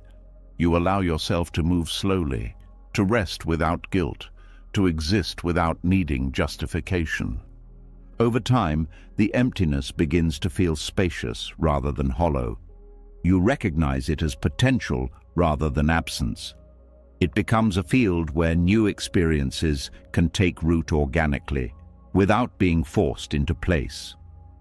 Opportunities may appear unexpectedly, not because you searched for them aggressively, but because you created room for them. Conversations lead to new ideas. Encounters spark curiosity. Environments reveal possibilities that were previously hidden by preoccupation. When something new finally emerges, it feels different from previous pursuits. It does not come with the pressure to prove anything. It feels aligned, natural, as if it grew from the quiet rather than from effort. You engage with it gently, aware that it does not need to replace what was lost. It can exist on its own terms without being compared to the past. This awareness prevents you from repeating old patterns of attachment. You appreciate the new without clinging to it. You remain open to change, knowing that stability comes from within rather than from circumstances. Peace deepens as you realize that you can exist comfortably without constant direction. You trust your ability to navigate transitions without rushing to define them. You accept that some periods of life are meant for reflection rather than action. There is also gratitude for the stillness that once felt uncomfortable. It allowed you to heal, to grow, to reconnect with yourself in ways that would not have been possible if you had filled the void immediately. Letting go without replacing becomes an act of faith. Faith in the unfolding of life, in your resilience, in the belief that meaning does not disappear when one chapter ends. It simply waits for the right conditions to reappear in a new form. Eventually, you understand that this in-between space was never empty. It was sacred, a place where you could shed expectations, release attachments, and rediscover your essence without interference. A place where you learned that you are not defined by what you hold, but by your capacity to remain present when there is nothing to hold. And as you step out of that space into whatever comes next, you carry a quiet strength that did not exist before. The strength of knowing that you can let go, wait and trust without rushing to fill the silence. The strength of knowing that life does not need to be forced to continue. It continues on its own, gently, patiently, unfolding in ways that only become visible when you stop trying to control the timing. After learning to sit in the empty space without rushing to replace what was lost, a new awareness begins to form. You start to notice that not everything ends because it breaks. Some things simply reach their natural conclusion quietly, without drama, without a clear moment of collapse. And yet, the absence of catastrophe can make the ending harder to accept. There is a subtle confusion when nothing is visibly wrong, but something no longer feels alive. A quiet discomfort appears when you realize that you have been trying to repair something that is not damaged. Conversations repeat themselves without deepening. Efforts continue without bringing renewal. You keep adjusting, improving, and refining, hoping to revive the energy that once existed, even though it has already completed its course. This is where courage becomes necessary.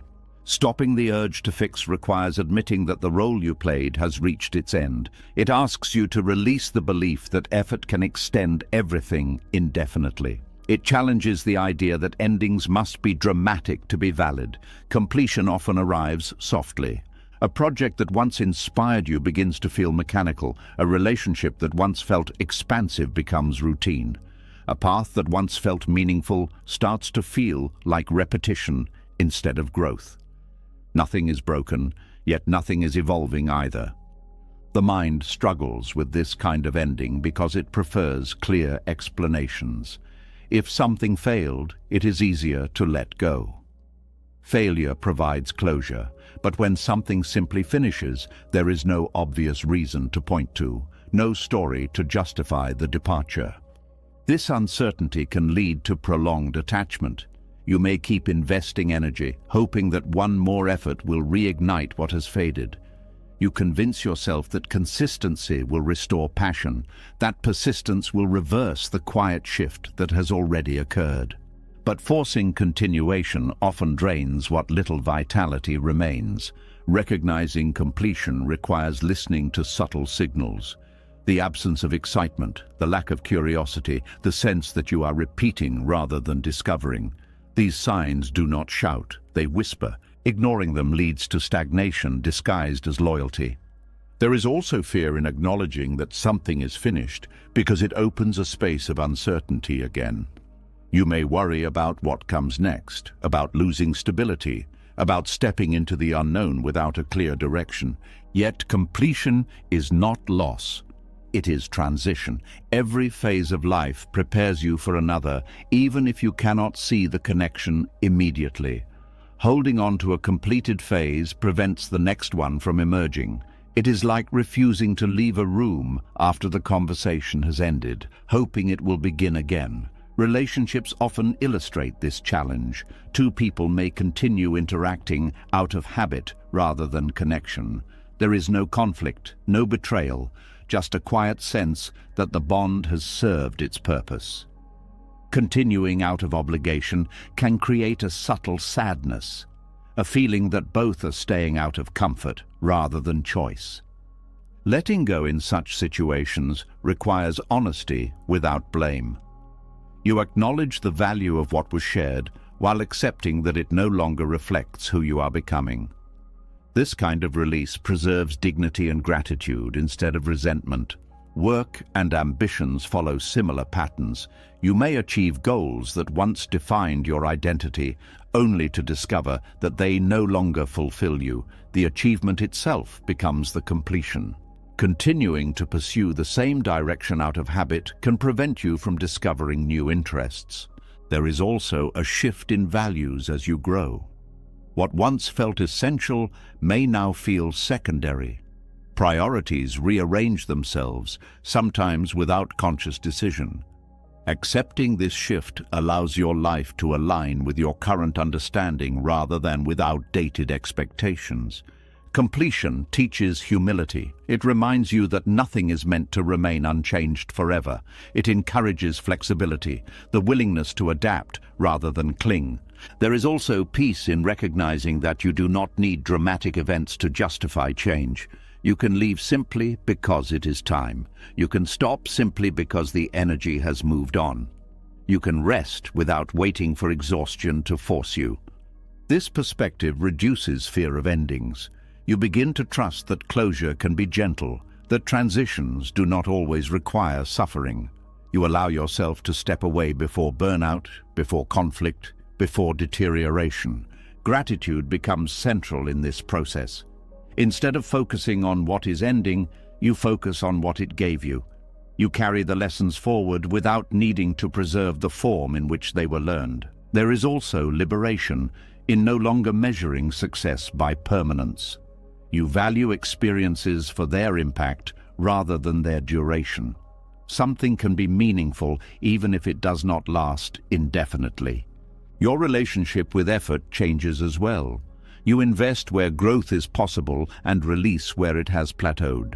This selective engagement preserves energy for pursuits that continue to evolve.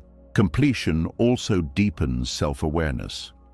You learn to recognize when your motivations shift, when your curiosity moves in new directions. You become attentive to inner signals rather than relying solely on external expectations. Over time, endings lose their sharpness. They become part of the natural rhythm of life, as inevitable as beginnings. You stop resisting them and start cooperating with them. There is courage in allowing things to finish without forcing them to collapse first. It requires trust in your ability to navigate what comes after. It requires faith that meaning will continue to unfold. As you practice this courage, transitions become smoother. You leave situations with appreciation instead of regret. You enter new phases with openness instead of hesitation. Peace grows from this acceptance. You no longer feel compelled to hold everything together. You allow life to move, to shift, to transform without constant intervention. You also become more present in each phase, knowing that it will not last forever. This awareness deepens your appreciation while it exists, reducing the urge to prolong it artificially. Completion then becomes a form of wisdom. It teaches you when to stay and when to step away. It shows you that endings can be quiet and still be real. It reminds you that your life is not a single continuous line, but a series of evolving chapters. And in recognizing completion without catastrophe, you discover a gentler way of living. One that does not wait for things to break before allowing them to end. One that honors the natural cycle of growth, fulfillment, and release. You realize that stopping the effort to fix what is already complete is not abandonment, it is respect. Respect for the journey that has reached its destination, for the experiences that have given all they could, for the version of yourself that is ready to move forward, and in that respect, you find freedom. The freedom to close chapters with gratitude instead of fear, to walk away without needing a crisis, to trust that what is meant for you will continue to unfold as long as you are willing to let finished things remain finished. In the end, the deepest peace arrived the moment you stopped fighting life. When you loosened your grip on what was never meant to stay. When you stopped chasing what required constant force. when you allowed endings to be quiet instead of